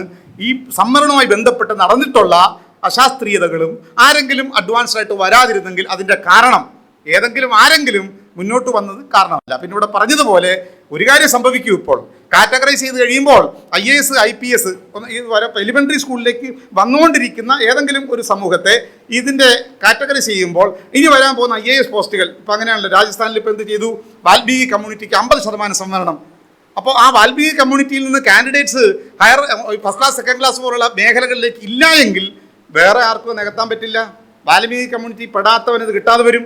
അപ്പോൾ അത് അങ്ങനെ ക്ലോസ് ചെയ്ത് കഴിഞ്ഞാൽ അപ്പോൾ അങ്ങനെയുള്ള തർക്കം വരും. മദ്രാസ് ഹൈക്കോടതിയുടെ മദ്രാസ് യൂണിവേഴ്സിറ്റിയുടെ വിജ്ഞാപനം ഇപ്പോൾ വന്നു. 2-3 ആഴ്ച മുമ്പാണ് വന്നത്. ഈ വിധിയുടെ തൊട്ട് പുറകെ വന്ന് എന്താ അരുന്ധതിയാർ കമ്മ്യൂണിറ്റിക്കായിരിക്കും ഇനി വരുന്ന നിയമനങ്ങൾ ഒഴിവുകളെല്ലാം കൊടുക്കുക എന്ന്. ബാക്കി അവിടെ പറയരില്ലേ? അവിടെ പല്ലന്മാരില്ലേ? അവിടെ മറ്റ് ചക്ലിയ പോലുള്ള സമൂഹങ്ങളില്ലേ? അരുന്ധതിയാർക്ക് മാത്രം. അപ്പോൾ ഇത് ദുരുപയോഗപ്പെടുത്തിക്കൊണ്ട് വലിയ നിലയിലുള്ള വ്യവഹാര തർക്കങ്ങളിലേക്കാണ് നമ്മൾ ഇനി വരാൻ പോകുന്നത്. ഇപ്പം സംവരണത്തിൻ്റെ വിഷയത്തിൽ ഇനി ദളിതർക്കിടയിൽ ഡിവിഷൻ ഉണ്ടാകുന്നു. രണ്ടാമത് ഇവിടെ സന്നിയും പറഞ്ഞൊരു കാര്യമാണ്, ഇനി നമ്മുടെ പാർലമെൻറ്റ് അംഗങ്ങൾക്ക് ആർക്കും നമ്മുടെ കാര്യം പറയാൻ പറ്റില്ലല്ലോ. കാരണം അവരുടെ ശമ്പളം വെച്ചാൽ ക്രീമി ലെയറാണ്. നമ്മുടെ MLA മാർക്ക് ആർക്കെങ്കിലും ഇനി അവരുടെ ശമ്പളം കൂട്ടിക്കഴിഞ്ഞാൽ പട്ടികജാതിക്കാരന് വേണ്ടി പറയാൻ കഴിയുമോ? ഇതനുസരിച്ചാണെങ്കിൽ അവർക്കിനി അപ്പം നമ്മളിൽപ്പെട്ട MLA മാരെ സൈലൻ്റ് ആക്കുന്നു. സൈലൻസ്. നമ്മുടെ MP മാർ ഇനി മിണ്ടരുത്, നീ ക്രീമി ലെയറാണ്. ഇനി പാവപ്പെട്ടവന് ഒരു പക്ഷേ പറയും, ഇനി ഏറ്റവും ഉള്ളിലുള്ള തലവെട്ടി കളയുന്നത് പോലെ തന്നെ കാലും വെട്ടിക്കളയുക, കൈയും വെട്ടിക്കളയുക. കാരണം കൈക്ക് അസുഖം വന്നാൽ ക്യാൻസറാണ് പറഞ്ഞത്. ഞാൻ പറയും കൈക്ക് തളർച്ച വന്നാൽ എൻ്റെ കൈയെ ചികിത്സിക്കാൻ എനിക്കേ പറ്റൂ. എൻ്റെ കൈ തളർന്നാൽ അത് വെട്ടിക്കളഞ്ഞാൽ പിന്നെ അത് മരിച്ചു പോവുക. ഒരു സമുദായ ഗാത്രത്തിൻ്റെ ഭാഗമായ നമ്മുടെ ജനങ്ങളെ എംപവർ ചെയ്യേണ്ടത്, അവനോടൊപ്പം നിൽക്കേണ്ടത്, അവനെ ലിഫ്റ്റ് ചെയ്തുകൊണ്ട് വരേണ്ടത് എൻ്റെ ബാധ്യതയാണ് തിരിച്ചറിയുന്ന ഒരു നേതൃത്വത്തിൽ നിന്ന് നമ്മുടെ പാവപ്പെട്ട ഒരു ജനതയെ അവർക്ക് വിദ്യാഭ്യാസമില്ല, ഇത്രത്തോളം വന്നിട്ടില്ല എന്ന് പറഞ്ഞ് അവനെ അങ്ങ് വെട്ടി മാറ്റിയാൽ അവൻ പിന്നെ എവിടെയാണ്? അവൻ നടുക്കടലാവും. ആരും പ്രൊട്ടക്ഷൻ ഉണ്ടാവില്ല. ഫലത്തിൽ അർഹതയുള്ളവന് അവസരമില്ല, ഒരിക്കലും അവിടോട്ട് വരാൻ കഴിയാത്തവന് യാതൊരു ഗതിയുമില്ല. ചുരുക്കി പറഞ്ഞാൽ മേഴുകയിൽ വിഭജിച്ചും ഇങ്ങനെ തകർത്തും തരിപ്പണമാക്കുന്ന ഒരു രാഷ്ട്രീയ ഗൂഢാലോചനയാണ്. ഇതിന് ചെറുക്കേണ്ടത് ഒറ്റക്കെട്ടായി നിന്നുകൊണ്ട് ഇന്ത്യയിലെ ദലിത് സമൂഹം, നമ്മുടെ ഇൻ്റലക്ച്വൽസ്, നമ്മുടെ യൂത്ത്, നമ്മുടെ കമ്മ്യൂണിറ്റി ലീഡേഴ്സ്, വ്യത്യസ്തങ്ങളായ സമൂഹങ്ങൾ എല്ലാവരും കാലഘട്ടം ആവശ്യപ്പെടുന്ന നിലയിലുള്ള വളരെ ബ്രോഡായിട്ടുള്ള ഒരു യൂണിറ്റിയിലേക്ക് വരികയല്ലാതെ പരിഹാരമല്ല. സംഘടിതമായി ഒരു രാഷ്ട്രീയമായി ഇതിനെ ചെറുക്കണം. ജുഡീഷ്യലായ പോരാട്ടമൊക്കെ നടക്കട്ടെ. ഇനി കുറച്ച് ജഡ്ജിമാർ കൂടുതൽ പട്ടന്മാരിരുന്നാൽ പറയുന്ന ജഡ്ജിമെൻ്റ് എന്താകും? നമുക്ക് അതൊരു പ്രതീക്ഷയൊന്നുമില്ല. അതൊരു പ്രോസസ്സാണ്. ആ ജുഡീഷ്യൽ പ്രോസസ്സിന്, ജുഡീഷ്യൽ റിവ്യൂവിനൊക്കെ നമ്മളിത് വിട്ടുകൊടുക്കണം എന്ന് പറയുന്നത് ഒരു taken it for granted. It's A process. പക്ഷേ യാതൊരു പ്രതീക്ഷയും ഈ ജുഡീഷ്യറിയിൽ നിന്ന് നമ്മൾ പ്രതീക്ഷിക്കേണ്ടതില്ല എന്നതാണ് പലപ്പോഴും സംഭവിച്ചിട്ടുള്ളൊരു കാര്യം. പക്ഷേ അതതിൻ്റെ വഴിക്ക് നടക്കട്ടെ. അന്തിമമായി ഇതിൻ്റെ പരിഹാരം രാഷ്ട്രീയമാണ്, പ്രശ്നം സാമൂഹ്യമാണ്. പരിഹാരം, ഏക പരിഹാരം, solution is only political. Baba Ambedkar. രാഷ്ട്രീയം മാത്രമാണ് പരിഹാരം. അതുകൊണ്ട് അധികാരത്തിൻ്റെ ഈ സമവാക്യങ്ങൾ മാറണം. ഇന്ത്യയിലെ ദലിതർ കണക്ക് ചോദിക്കണം. ഞാൻ എൻ്റെ ലാസ്റ്റ് ഒരു പോയിൻ്റൂടെ പറഞ്ഞ് നിർത്തുകയാണ്.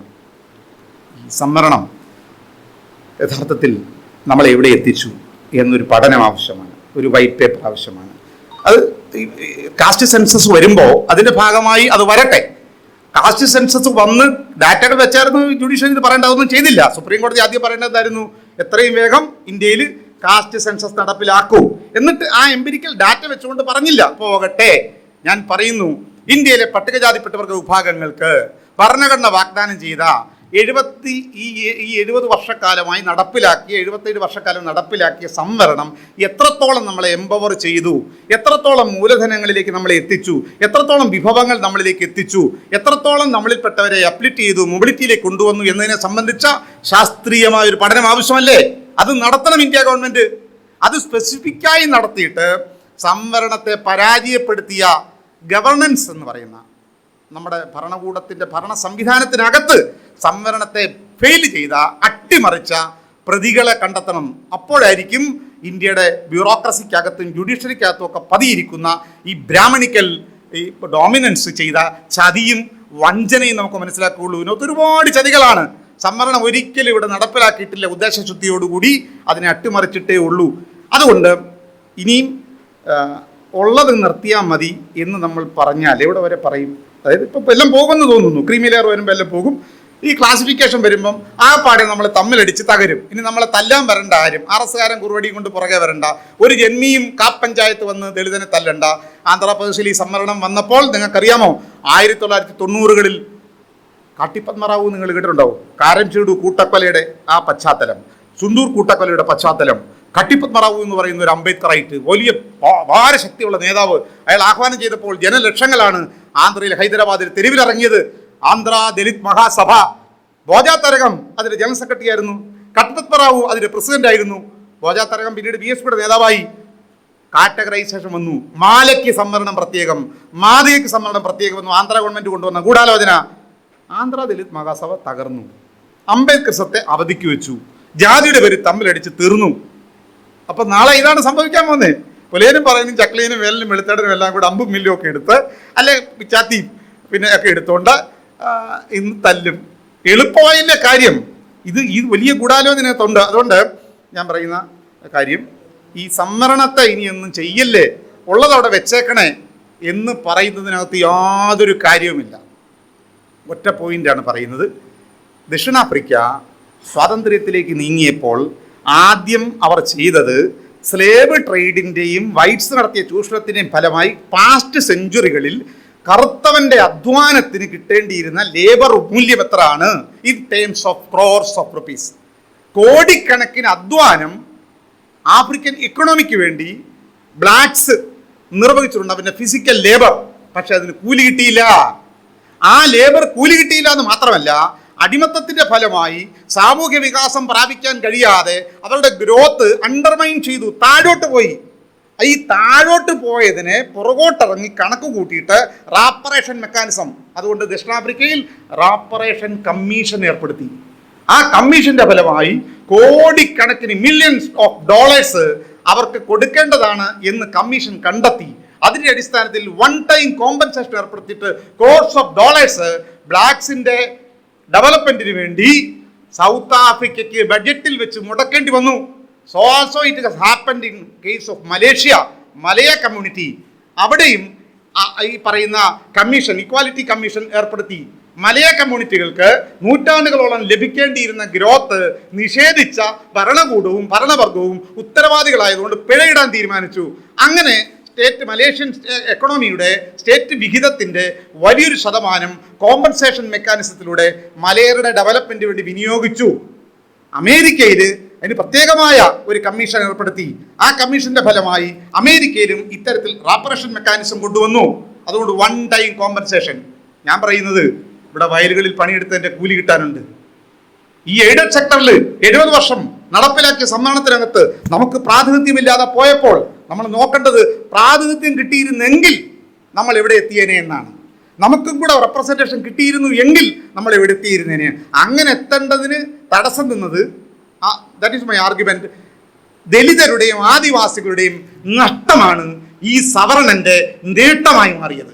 നമുക്ക് നഷ്ടപ്പെടുത്തി അവർ സമ്പാദിച്ച ഭൂമി, നമുക്ക് നഷ്ടപ്പെടുത്തി അവർ നേടിയ വിദ്യാഭ്യാസം, നമുക്ക് നഷ്ടപ്പെടുത്തി നമ്മളെ ഇങ്ങനെ താഴെ നിർത്തിയിട്ട് അവർ കൈക്കലാക്കിയ ഡോമിനൻസും അധികാരത്തിന്റെ അളവും. ഇതിന്റെ കണക്കൊന്ന് തിരിച്ചു കൂട്ടണം. പുറകോട്ടിറങ്ങി കോമ്പൻസേഷൻ കൊണ്ടുവരണം. സംവരണത്തോടൊപ്പം ഇനി വരാൻ പോകുന്ന കോംപ്രിഹെൻസീവ് റിസർവേഷൻ ആക്ടിനകത്ത് ഈ റാപ്പറേഷൻ മെക്കാനിസം കൂടി മുൻകാല പ്രാബല്യത്തോടെ തന്നാൽ ഇന്ത്യയിലെ ദളിതർക്ക് ഇനി ഈ സാധനം അങ്ങ് വേണ്ടെന്ന് വെച്ചാലും കോടിക്കണക്കിന് രൂപയുടെ കോമ്പൻസേഷൻ നമുക്ക് തരേണ്ടി വരും. പുതിയ കാലത്ത് മറ്റുള്ളവർക്കൊപ്പം എക്കണോമിയും മൂലധനവും വിഭവങ്ങളും ഒക്കെ കൈക്കലാക്കിക്കൊണ്ട് സാമൂഹ്യ വികാസത്തിന്റെ ഭാഗമായി മുന്നോട്ട് പോകാൻ കഴിയുന്ന രീതിയിലേക്ക് ദലിതരുടെ സ്ലോഗൻസ്, നമ്മുടെ ഡിമാൻഡുകളെ, സംവരണത്തെ സംബന്ധിച്ചുള്ള നമ്മുടെ സങ്കല്പങ്ങളെ അവർ തന്നെടുത്ത് നിൽക്കുക എന്നതിനപ്പുറത്തേക്ക് നമ്മുടെ രാജ്യത്തിൻ്റെ പബ്ലിക് ഫൈനാൻസ് ചിലവഴിക്കുന്ന, പൊതുവിഭവങ്ങൾ ഉപയോഗപ്പെടുത്തുന്ന എല്ലാ മണ്ഡലങ്ങളിലും പ്രൊപ്പോർഷനേറ്റ് ആയിട്ടുള്ള, ആഡ്വക്കേറ്റ് ആയിട്ടുള്ള ഷെയർ ദലിതർക്കും ഈ രാജ്യത്തെ ആദിവാസികൾക്കും ലഭിക്കാൻ കഴിയുന്ന രീതിയിലേക്കുള്ള അടിസ്ഥാനങ്ങൾ, ഘടകങ്ങൾ കൂടി, മെക്കാനിസം കൂടി ഉൾപ്പെടുത്തിക്കൊണ്ട് നമ്മുടെ ഗവർണൻസ് സിസ്റ്റം, നമ്മുടെ ഈ പറയുന്ന ഭരണ സംവിധാനത്തെ അടിമുടി പൊളിച്ചെഴുതണം. അതിനുവേണ്ടിയുള്ളൊരു വലിയ രാഷ്ട്രീയ പ്രക്ഷോഭം ഉയർത്താൻ ഇന്ത്യയിലെ അംബേദ്കറൈറ്റ് കമ്മ്യൂണിറ്റികൾക്ക് കഴിയണം, ദലിതർക്ക് കഴിയണം. ആ നിലയിലേക്ക് ഒരു ഫ്യൂച്ചർ അജണ്ടയിലേക്ക് ഒന്നിച്ചു നിൽക്കാൻ സംഘടനകൾ ഏതുമാകട്ടെ. What is there in it? അതിനകത്ത് അൾട്ടിമേറ്റ്ലി നമ്മൾ അതും കൊണ്ടൊന്നും ഷൗഡീരത്തിലേക്ക് പോവില്ലല്ലോ. KPS ഒന്നോ KDPS ഒന്നും പറഞ്ഞല്ലോ. നമ്മൾ പിന്നീട് മരിച്ചു കഴിഞ്ഞാൽ അവിടെ നമ്മൾ ദലിതരാണ് എന്ന നിലയിൽ നമ്മൾക്കൊരു ഫീലിംഗ് ഉണ്ടല്ലോ. നിങ്ങൾക്കറിയാമല്ലോ, അവസാനത്തെ ബന്ദ് കേരളത്തിൽ ദലിതർ നടത്തിയ ബന്ദ് എന്താ? അവിടെ മഹാരാഷ്ട്രയിൽ ചെരുപ്പുമാല ധരിച്ചേനാ ഒരു മഹറിന്റെ ശരീരത്ത് ചെരുപ്പുമാല ഇട്ടു. സംഭവിച്ചത് മഹാരാഷ്ട്രയിലാ. കേരളത്തിൽ ബന്ദ് നടത്തി ദലിതർ. അങ്ങനെ ബന്ദ് നിരോധിച്ചു. അവസാനത്തെ ബന്ദ് നടത്തിയത് ദലിതരാ. ഞാൻ ആഹ്വാനം ചെയ്ത ഒരാളായിരുന്നു ഞാൻ അന്ന്. അപ്പം പിന്നെ ഇനി ബന്ദ് വേണ്ട എന്ന് പറഞ്ഞു. കാരണം ദലിതർ കൂടി ബന്ദ് നടത്തി വിജയിപ്പിച്ചൊരു ചരിത്രം നമുക്ക് വന്നാൽ ആ ചരിത്രത്തിന് ഓർമ്മകൾ മാത്രം മതി ഇതിനെല്ലാം ചോദ്യം ചെയ്യാൻ. അതുകൊണ്ടാണല്ലോ ഈ ഭീമാ കൊറേഗാവ് എന്ന് പറയുന്ന ഓർമ്മകളെ കുഴിച്ചു മൂടാൻ അവർ തീരുമാനിച്ചത്. കാരണം എന്താ, 38,000 വരുന്ന ഈ പറയുന്ന പേഷ്വാ സൈന്യത്തെ 500 മഹറുകൾക്ക് 27 മൈല് നടന്നു വന്ന് വെളുപ്പാങ്കാലത്ത് യുദ്ധം ചെയ്ത് തോൽപ്പിക്കാൻ കഴിയുന്ന ഒരു ചരിത്രം ഓർമ്മകളിൽ പോലും ഉണ്ടാകരുത്. ഉണ്ടായാൽ ആ ജനത ഉയർത്തെഴുന്നേൽക്കും. അതുകൊണ്ട് തീർച്ചയായും നമ്മൾ ഈ രാജ്യത്തൊരു ഒരു മൊത്തം ഇന്ത്യ അഴിച്ചു പണിയുന്ന ഒരു രാഷ്ട്രീയ ദൗത്യമുണ്ട്. അതുകൊണ്ട് സമുദായ സംഘടനകൾ നമ്മുടെ ഭാഗമാണ്. ദളിത് പ്രസ്ഥാനങ്ങൾ, അംബേദ്കർ സംഘടനകൾ, intellectuals, irrespective of all these names and different identities, why can't we unite? ഇനിയെങ്കിലും നമുക്ക് ഒന്നിച്ചുകൂടെ? അതിന് ഈഗോ വല്ലതും വേണോ? സണ്ണിയെപ്പോലുള്ള പ്രതിഭാശാലികൾ നമ്മുടെ മുമ്പിലുണ്ട്. സമുദായ നേതാക്കന്മാർ, ഇദ്ദേഹത്തിനെ പോലുള്ളവരുണ്ട്, അക്കാദമിഷ്യന്മാർ, ഡോക്ടർമാരെ പോലുണ്ട്. നമുക്കെന്താ പ്രശ്നം? നമ്മുടെ ശത്രു നമ്മളെ അടിച്ചമർത്തുന്നതിൽ ഒന്നിച്ചാണല്ലോ. നമ്മളെ ഇല്ലാതാക്കുന്നതിൽ, അടിച്ചമർത്തുന്നതിൽ, ചൂഷണം ചെയ്യുന്നതിൽ നമ്മുടെ എനിമി യുണൈറ്റഡ് ആണെങ്കിൽ അതിനെ നേരിടാൻ എന്തുകൊണ്ട് നമുക്ക് ഒന്നിച്ചുകൂടാ എന്ന ചോദ്യം അതിശക്തമായി ഉന്നയിക്കുകയും അല്പം ഇൻട്രോസ്പെക്റ്റീവ് കൂടിയാകണം. നമ്മുടെ സഹോദരങ്ങളെ ഉണർത്തിയെടുക്കാൻ കഴിയുന്ന ആഭ്യന്തരമായ ഒരു വിദ്യാഭ്യാസ പ്രക്രിയയിൽ മുസ്ലിങ്ങൾ അവരുടെ കുഞ്ഞുങ്ങൾക്ക് മദ്രസകളിൽ പഠിപ്പിച്ചു കൊടുക്കുന്ന പോലുള്ള സാമുദായിക വിദ്യാഭ്യാസത്തെ ക്രിസ്ത്യാനികൾ സൺഡേ സ്കൂളുകളിൽ അവരുടെ കുഞ്ഞുങ്ങൾക്ക് പകർന്നു കൊടുക്കുന്ന ഒരു സാമൂഹ്യ ബോധത്തെ അതുപോലെ സ്വന്തം ജനതയിലെ ഏറ്റവും മക്കളായ പുതിയ തലമുറയെ ഉണർത്തിയെടുക്കുന്ന കാര്യത്തിൽ, ആഭ്യന്തരമായി ശക്തീകരിക്കുന്ന കാര്യത്തിൽ നമ്മൾ എത്രത്തോളം നീതി പുലർത്തി എന്ന് ഈ അപകട മുനമ്പിലെങ്കിലും ഒന്ന് തിരിച്ചു ചിന്തിക്കാൻ നമ്മുടെ എഡ്യൂക്കേറ്റഡ് കമ്മ്യൂണിറ്റി തയ്യാറാകണമെന്ന വിനീതമായ അഭ്യർത്ഥനയുണ്ട്. നമ്മുടെ വാദങ്ങളും ഈ തിരിച്ചറിവുകളും സംവാദങ്ങളും എല്ലാം പെരിഫറലായി നമ്മളെ അവബോധമുള്ളവൻ്റെ തലയിൽ മാത്രം നിൽക്കുകയാണ്. അറിവും അവബോധവുമുള്ള നമ്മൾ ദ്വീപുകളിൽ വസിക്കുകയും നമ്മുടെ പാവപ്പെട്ട വിദ്യാവിഹീനരായ ബഹുജനങ്ങൾ അകന്ന ഒരു കോണ്ടിനെന്റിൽ ജീവിക്കുന്ന ദുരന്തത്തിന് അറുതി വരുത്താൻ ഈ ദ്വീപുകളെയൊക്കെ ഒന്ന് ചേർത്ത് വെച്ചൊരു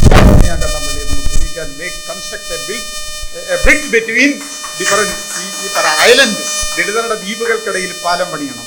ആ പാലം പണിയാനുള്ള സിമെന്റും അതിനുള്ള മണലും ഒക്കെയാണ് ബാബാ സാഹേബ് അംബേദ്കർ, മഹാത്മാ അയ്യങ്കാളി നമ്മുടെ പൂർവികരൊക്കെ തരുന്നത്. നമ്മുടെ സംസ്കാരം, നമ്മുടെ ചരിത്രം അതിന് ചേർത്ത് വെച്ചാൽ ലോകത്ത് ആർക്കും തകർക്കാൻ കഴിയാത്ത ബ്രോക്കൺ കമ്മ്യൂണിറ്റി എന്നാണ് നമ്മളെക്കുറിച്ച് പറയുന്നത്. പക്ഷെ നമ്മുടെ ഐഡന്റിറ്റി അൺബ്രോക്കൺ ആണ്. Nobody can break our identity. Unbroken identity ഉള്ളത് കൊണ്ടാണ് നമ്മളെ ഒരു ബ്രേക്ക് ചെയ്യാൻ തീരുമാനിച്ചത് എന്നാണ് അംബേദ്കറെ വായിച്ചാൽ നമുക്ക് മനസ്സിലാക്കുന്നത്. Nobody can. ഇന്ത്യയിലെ ദലിതരെ അവരുടെ ശക്തിയെ തകർക്കാനും ക്ഷീണിപ്പിക്കാനും ലോകത്ത് ഒരു ശക്തിക്കും സാധിക്കില്ല. നമ്മളത് തിരിച്ചറിയണം. നമ്മുടെ കരുത്ത് അംബേദ്കർ കരുത്താണ് നമുക്ക് നൽകുന്നത്.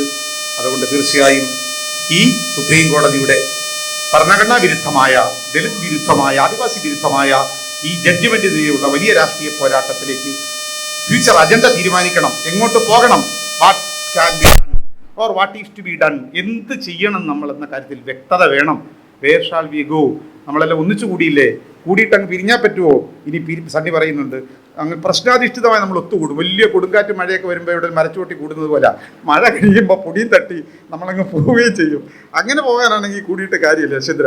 നമ്മൾ അങ്ങനെ കൂടിയിട്ട് പോയിട്ട് കാര്യമൊന്നുമില്ല. അപ്പൻ്റെ ചരിത്രം നമുക്കറിയാം. ഉണർത്തിയെടുത്ത പിതാവിൻ്റെ ആ ചരിത്രം കലോസുമാൻ സാറിനെ പോലുള്ള, പോൾ സാറിനെ പോലുള്ള മഹാനായ ബാബാ സാഹേബ് കാൻഷിറാമോ. അതുകൊണ്ട് അങ്ങനെ തിരിച്ചു പോകാനല്ല, ഈ ഉണർവ് ഒന്നിച്ച് മുന്നോട്ട് പോകാൻ തന്നെയാണ്.